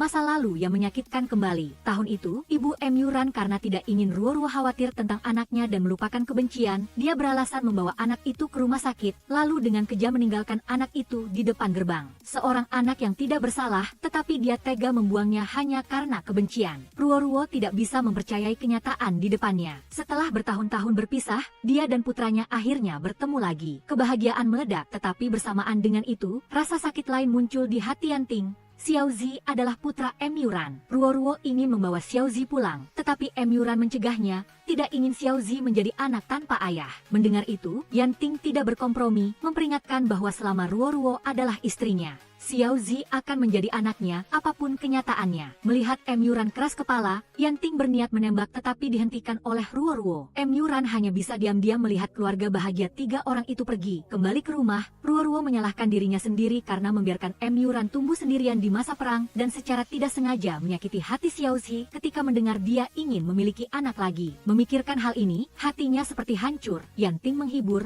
menegaskan bahwa dia selalu bersedia menerima Xiao Zi, apapun kenyataannya. Emyuran bertemu Xiao Li dan mengetahui bahwa pelaku sebenarnya yang mencelakai keluarga Qiu adalah Xiao Shizhao, ayah angkat Xiao Li, dan Gu Yanting adalah putra kandungnya. Xiao Li memberikan wasiat yang ditinggalkan ayah angkatnya, yang seharusnya untuk Yanting, tetapi belum berlaku karena dia meninggal mendadak. Yuran percaya kata-kata Xiao Li, senang mengetahui Yanting adalah putra musuh Ruoruo. Ketika Yuran membawa wasiat itu ke rumah Yanting, dia hanya diam-diam melihatnya, tanpa emosi sedikitpun. Ternyata sebelum ibunya meninggal dia pernah mengatakan, ayahnya adalah kepala keluarga Xiao. Tapi dia tidak mengatakan siapa dia, dan sekarang, dia harus menghadapi kenyataan pahit ini. Kembali ke rumah, mengabaikan fakta bahwa ayah kandungnya adalah musuh Ruoruo, dia masih memasak untuknya. Setelah itu dia membawa Ruoruo kembali ke rumah keluarga Qiu, di mana papa nama leluhur yang lama masih ada di sana, saksi bisu kebencian yang mendalam.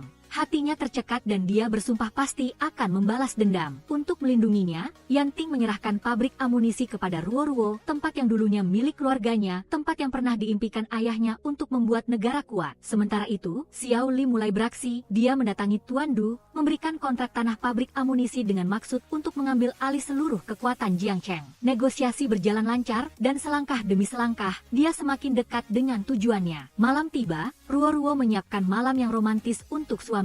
Tapi ketika pintu terbuka, yang masuk adalah Xiao Zhi. Yanting berdiri di luar, dia buru-buru menariknya masuk, tetapi segera menyadari luka di tubuhnya. Ternyata, untuk merebut kembali pabrik amunisi untuknya, dia mengabaikan segalanya, bertarung sendirian. Melihat luka-luka di tubuhnya, hati Ruoruo tercekat, dia merawatnya dengan hati-hati. Keesokan harinya, Yuran masih bertekad menggunakan kata-kata untuk menahan Ruoruo agar tetap bersamanya, tetapi dia tetap menolak dengan dingin dan mengatakan bahwa hal-hal di masa lalu antara dia dan dia hanya kecelakaan. Dia juga menegaskan bahwa dia sangat mencintai Yanting, memadamkan semua harapan Yuran. Saat ini, Yuran memberitahu Ruoruo bahwa Yanting adalah putra Xiao Zhizhao. Hatinya seperti mati rasa, matanya terbelalak, tangannya dingin, tidak bisa percaya bahwa itu tidak mungkin benar. Tapi ketika Yuran mengungkit masa lalu, mengungkit saat-saat di mana dia menusuk Yanting dengan fatal di dada, semuanya hancur. Ruoruo panik melarikan diri, melewati jalan yang tertutup salju. Dia kembali ke rumah,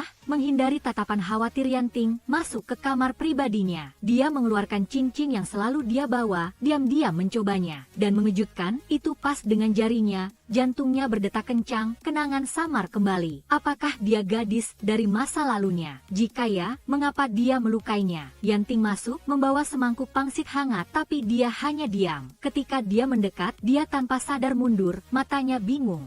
Yanting memandangnya, juga tidak memaksa, hanya berkata pelan, dia akan menunggu. Sampai kamu ingin bicara. Ruoruo melihat pria di depannya, hatinya sakit. Tidak peduli seberapa banyak dia menghindar, dia tidak bisa membohongi dirinya sendiri bahwa dia sangat mencintainya. Keesokan harinya, Yuran mengajak Yanting bertemu, dia menyiapkan kue untuk diberikan kepada Xiao Zhi, tetapi Yanting tidak ingin putranya memakan makanan yang disiapkan oleh saingannya, segera merebut dan memakannya. Siapa sangka, di dalamnya ada obat bius, pusing dengan cepat datang, membuat Yanting jatuh. Yuran berhasil membawa Xiao Zhi pergi. Pada saat yang sama, Ruoruo yang berada di pabrik amunisi tiba-tiba didatangi oleh orang-orang dari keluarga Du. Di depannya adalah kunci keberuntungan Xiao Zhi, satu-satunya benda kenangan putranya. Mengetahui Xiao Zhi telah jatuh ke tangan mereka, dia tidak punya pilihan lain selain mengikutinya. Sudah sejak lama, Tuan Du memendam rasa iri pada ayah Ruoruo, orang yang dulunya adalah orang terkaya di Jiangcheng. Ketika keluarga Qiu jatuh, dia sangat senang. Sekarang, dia ingin menggunakan Yanting dan Xiao Zhi untuk memaksa Ruoruo menyerahkan pabrik amunisi di depan papan nama leluhur keluarga Qiu. Tetapi menghadapi ancaman itu, Ruoruo tetap menolak dengan tegas. Pabrik amunisi adalah sesuatu yang Yanting pertaruhkan nyawanya untuk membawanya kembali untuknya.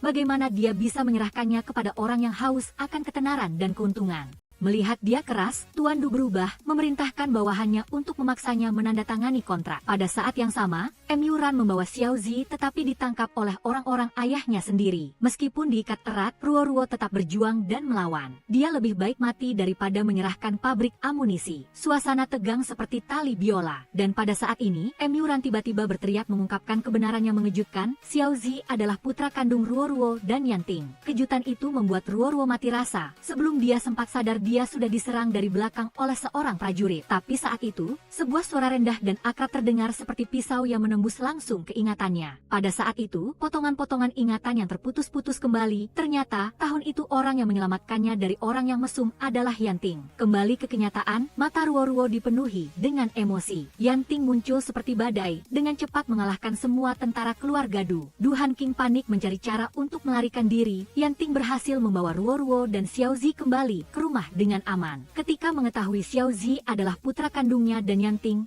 Ruo sangat bahagia. Malam itu, dalam mimpinya dia mengingat pertama kali bertemu Yanting adalah ketika dia dalam bahaya. Saat itu, dia tidak ragu untuk menggodanya, membuat hati gadis itu malu dan canggung. Sejak saat itu, Yanting selalu berada di sisinya, dengan lembut melindunginya, sangat berbeda dengan penampilannya yang dingin. Keesokan paginya, ketika dia bangun, Ruo merasa semakin mencintai suaminya. Melihat dia mengerutkan kening karena obat pahit, Yanting tidak mengatakan apa-apa, hanya dengan lembut membungkuk, memberinya ciuman yang manis. Ruo pernah ingin memberitahu Yanting kebenaran tentang Xiao Zi, tetapi karena perseteruan darah antara keluarga Qiu dan ayahnya belum bisa diselesaikan, dia takut bahwa ketika dia mengetahui hal ini dia akan semakin sakit hati. Jadi dia memilih untuk menyembunyikan semuanya. Di luar Yuran menunggu di malam yang dingin, Xiao Zi menuruti kata-kata ibunya membawa keluar syal untuk menghangatkannya. Di dalam rumah, Xiao Zi sedang bermain dengan Ruo tetapi Yanting khawatir dia belum sepenuhnya pulih sehingga dia masuk, dengan lembut memanggil putranya untuk tidur di luar bersamanya. Semuanya seharusnya tidak ada yang istimewa, sampai Xiao Zi secara tidak sengaja menarik baju, Yanting memperlihatkan lekuk-lekuk tubuhnya yang kokoh. Pada saat itu, mata Ruo berfluktuasi sesaat, dia tanpa sadar mencengkram tangan suaminya, tidak ingin dia pergi. Yanting tersenyum kecil tetapi tetap menggendong Xiao Zi keluar, meskipun anak itu memberontak. Sementara keluarga kecil mereka tenggelam dalam kebahagiaan, di luar, Yuran masih menunggu Ruo, hatinya penuh dengan harapan. Melihat putranya begitu keras kepala, ibu Yuran maju untuk membujuknya bahwa dia berharap dia akan fokus pada karir keluarga, karena masa depan yang penuh kekuasaan ada di depan. Namun, Yuran dengan tegas menolak, dia tidak ingin melanjutkan warisan ayahnya yang jahat, juga tidak ingin terlibat dalam pertikaian yang dingin itu. Sementara itu, setelah secara bertahap mengingat kembali kenangan yang hilang, Yanting akhirnya dapat secara resmi memasangkan cincin yang telah dia simpan selama ini di tangan Ruo. Pada saat itu, keduanya dipenuhi dengan kebahagiaan. Setelah begitu banyak pasang surut dan begitu banyak rasa sakit, mereka masih bisa kembali bersama. Malam yang membara perlahan-lahan terbentang, dan Ruo tiba-tiba menjadi sangat berani, mengejutkan bahkan Yanting. Dia terbawa oleh inisiatif langka darinya, dan keduanya tenggelam dalam kebahagiaan yang lengkap. Namun di luar sana, Yuran masih tidak bisa menerima kenyataan. Dia tidak bisa melepaskan Ruo, dan bahkan lebih tidak rela melihatnya bahagia dengan Yanting. Dalam hati Yuran, semua ini disebabkan oleh Yanting yang memikatnya. Dia memutuskan untuk menemukan cara agar Ruo mengingat kembali seluruh masa lalunya,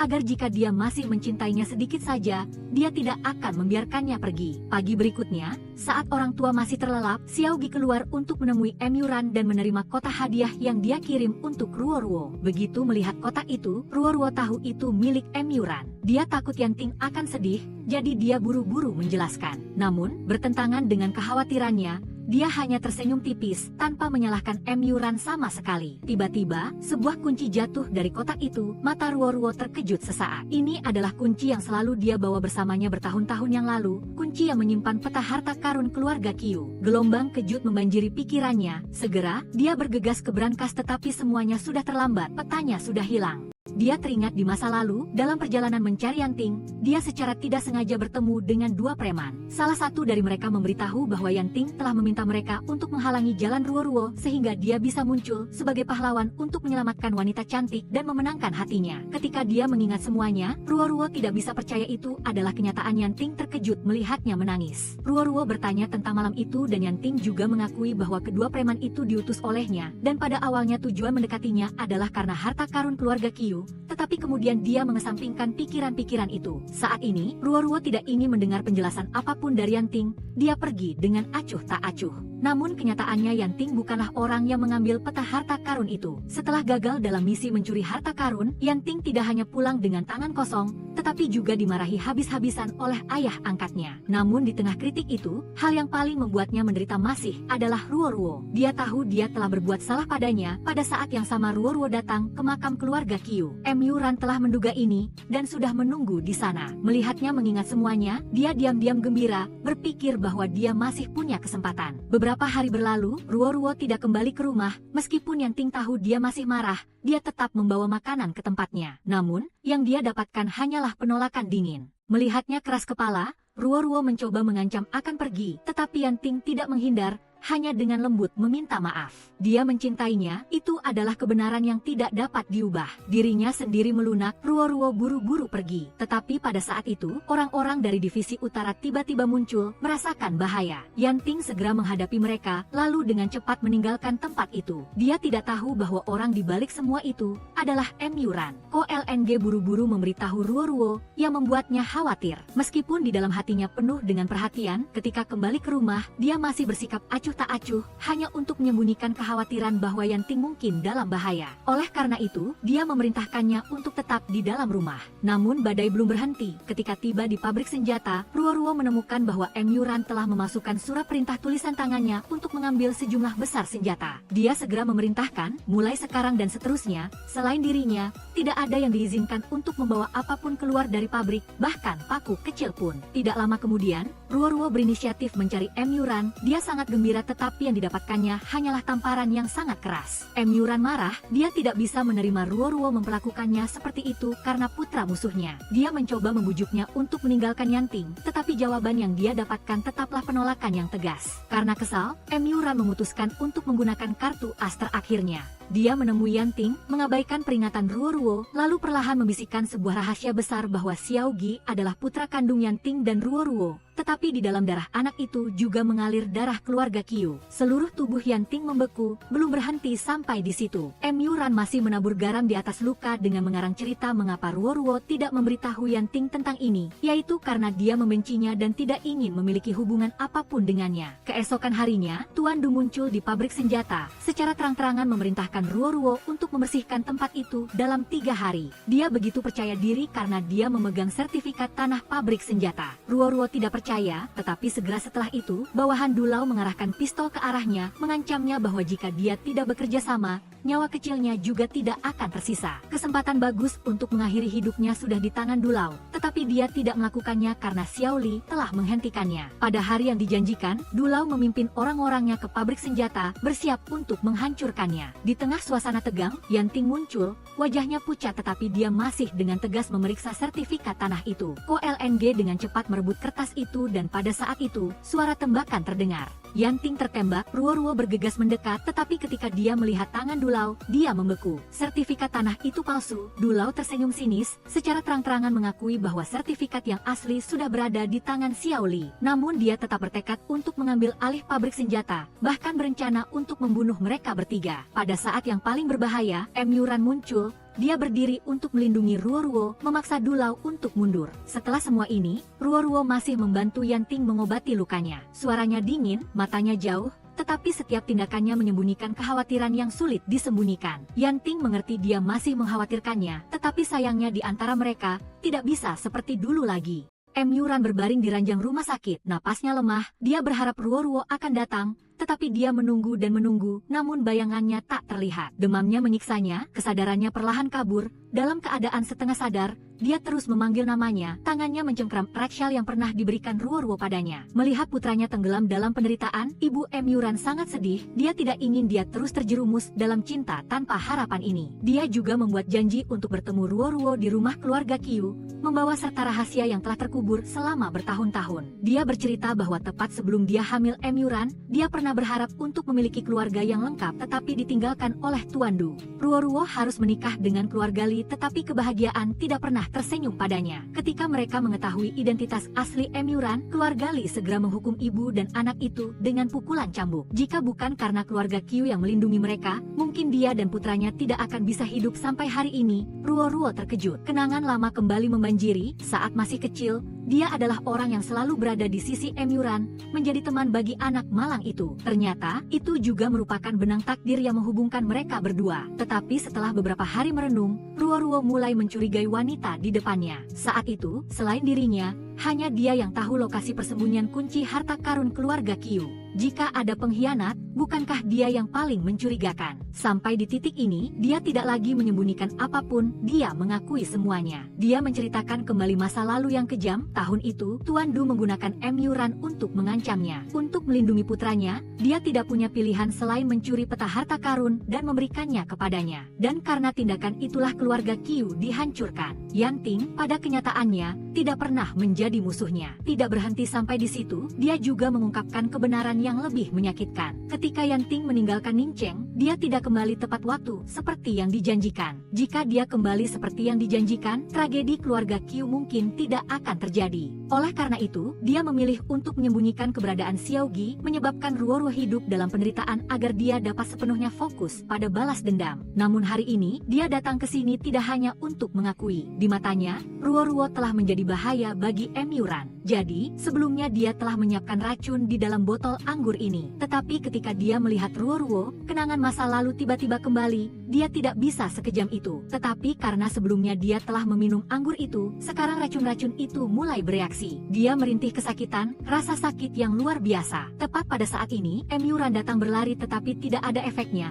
Ibu Emyuran pun pergi begitu saja. Sebelum mengembuskan napas terakhirnya, dia memberikan sepucuk surat kepada Emyuran. Di dalamnya berisi penyesalan dan kebenaran tentang pencurian kunci harta karun. Pada saat yang sama, dia juga meminta maaf karena telah melahirkannya dalam keadaan yang tidak bahagia. Itu adalah semua yang bisa dia lakukan untuk memperbaiki kesalahannya. Emyuran seolah hancur. Sepanjang hidupnya, dia tidak pernah memaafkan ibunya. Dia pernah menyalahkannya, pernah membencinya. Tapi sekarang, dia sudah pergi dan dia tidak bisa berbuat apa-apa lagi. Ruoruo diam-diam berada di sisinya, tanpa mengucapkan sepatah kata pun. Dia mengerti dengan jelas, kehilangan satu-satunya kerabat di dunia, bagi Emyuran, adalah rasa sakit yang tak tergantikan. Yanting datang ke rumah keluarga Du, tempat Ruoruo tinggal, bertemu dengannya lagi setelah begitu banyak kesalahpahaman, begitu banyak luka. Dia tidak bisa menahan emosinya, berlari untuk memeluknya erat, seolah-olah takut jika dia melepaskannya, dia akan menghilang selamanya. Dia pernah menyalahkannya, pernah membencinya. Tapi sekarang, ketika kebenaran terungkap, semua penyesalan berubah menjadi penyesalan yang mendalam. Yanting tahu semua itu, tetapi tetap memilih untuk diam, karena dia tidak ingin dia terombang-ambing antara perasaan dan tanggung jawab. Lebih menyakitkan lagi ketika dia membawa identitas yang bahkan dia sendiri tidak ingin hadapi putra kandung Xiao Shizhao,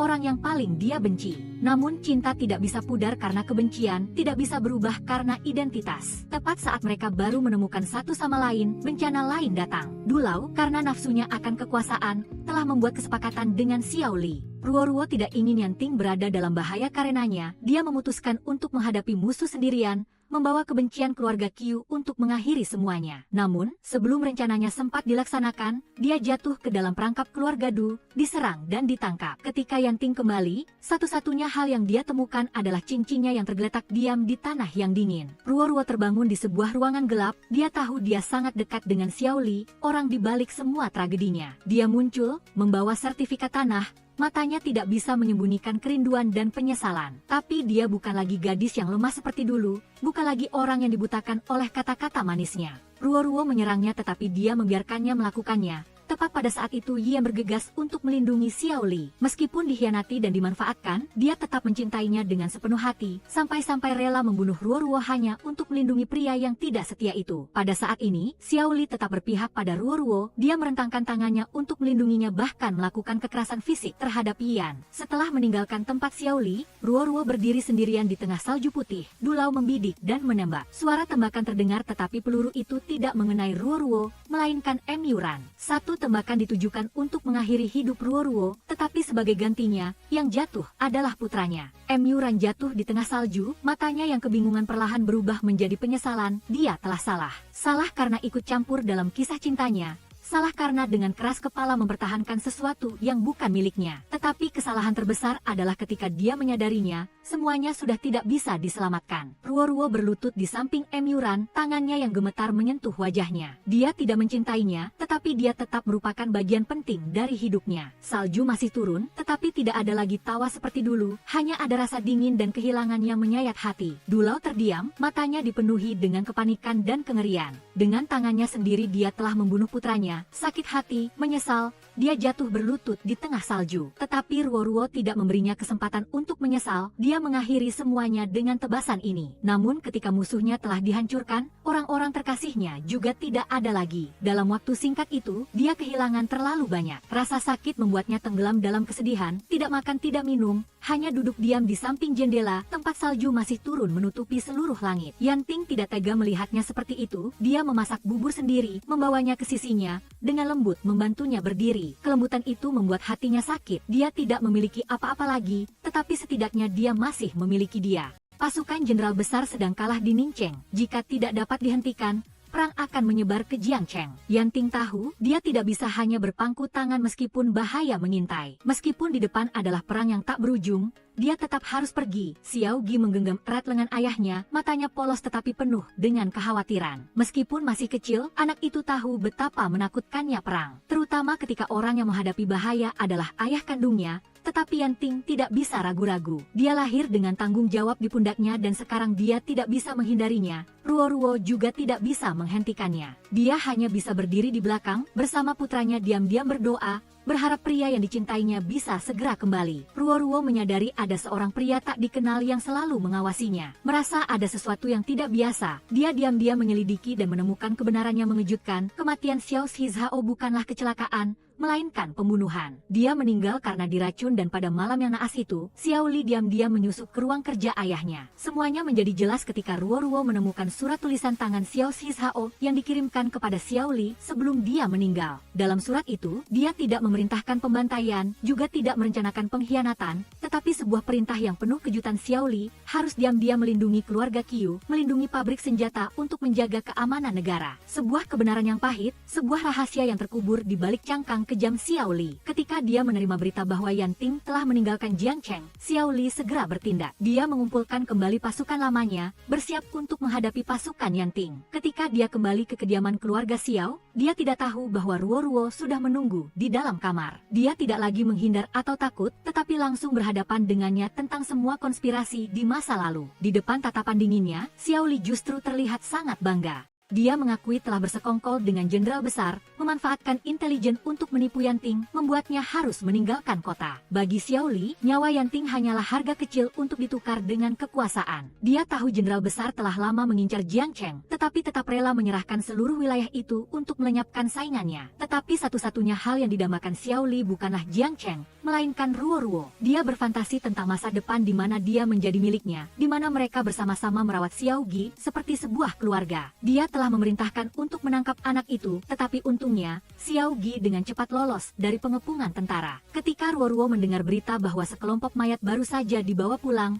jantungnya berdebar ketakutan. Apakah Yan Ting ada di antara mereka? Tetapi ketika dia melihat wajah-wajah yang tidak dikenalnya, dia menghela napas lega. Tak lama kemudian, badai yang sebenarnya datang. Sang kepala pelayan, yang setia kepada jenderal besar, telah menerima perintah untuk melenyapkan Ruo. Dia berpendapat bahwa karena dia, Yan Ting telah meninggalkan misi mencari harta karun keluarga Qiu. Tetapi sebelum dia sempat bertindak, Xiao Li telah menyadari pengkhianat di sisinya. Dia tidak mengizinkan siapapun untuk menyakiti Ruo, apapun alasannya. Ruo mencoba melarikan diri, ingin menemukan Yan Ting, tetapi segera dikepung oleh tentara. Mengetahui bahwa dia tidak punya jalan keluar, dia mengacungkan pisau ke lehernya, menggunakan nyawanya sendiri untuk mengancam Xiao Li. Tetapi sebelum dia sempat bereaksi, sebuah suara rendah terdengar. Itu adalah Yan Ting, dia belum mati, dia telah kembali. Kali ini, dia tidak datang untuk bernegosiasi, tetapi untuk mengakhiri semuanya. Sebuah ayunan pistol yang tepat, orang-orang yang menghalangi jalan satu persatu tumbang. Xiao Li tertegun, tidak bisa percaya Yan Ting masih hidup dan sekuat itu. Pasukan Jiangcheng telah mengepung kediaman itu, orang-orang Yan Ting tidak bisa masuk. Dia tidak punya pilihan lain selain sekali lagi mengunci Ruo di dalam, sementara dia sendiri bergegas keluar untuk bertarung. Hujan peluru menyobek malam, darah merah menyebar di lantai yang dingin. Sendirian melawan puluhan musuh, tetapi Yan Ting tidak mundur. Dia hanya memiliki satu tujuan, melindungi orang yang dia cintai. Namun sekuat apapun, tubuh manusia memiliki batasnya. Yan Ting perlahan-lahan kehabisan tenaga, luka-luka yang menumpuk membuatnya tidak bisa mempertahankan posisinya. Tetapi dia tetap tidak menyerah, masih berusaha mengangkat cincin itu, sesuatu yang telah dia siapkan sejak lama untuk diberikan kepadanya. Matanya, meskipun kabur karena darah, masih memancarkan cahaya lembut untuknya. Dia bahkan menyerahkan seluruh Jiangcheng padanya. Sebuah keputusan terakhir, sebuah akhir yang memuaskan. Karena setidaknya, yang mengakhirinya bukanlah wanita yang dicintainya. Setengah tahun berlalu, Ruo menjadi komandan jenderal Jiangcheng, seorang wanita kuat yang memimpin negara, tetapi di dalam hatinya masih merindukan Yan Ting. Suatu hari, Xiao Gi membawakannya sebuah kotak kecil. Di dalamnya ada cincin yang familiar. Sebuah firasat kuat muncul, dia bergegas ke jembatan, penuh kenangan mereka berdua di masa lalu. Tiba-tiba di tengah jalan, sebuah mobil secara tak terduga menghalangi jalannya. Di depan matanya, bayangan yang akrab muncul. Yan Ting telah kembali. Tanpa ragu, Ruo-Ruo berlari untuk memeluknya erat, membenamkan dirinya ke dalam pelukan hangat itu. Di tengah angin sepo-sepo yang bertiup, mereka saling berciuman dengan penuh gairah, mengakhiri hari-hari yang menyakitkan dan membuka masa depan yang dipenuhi cinta.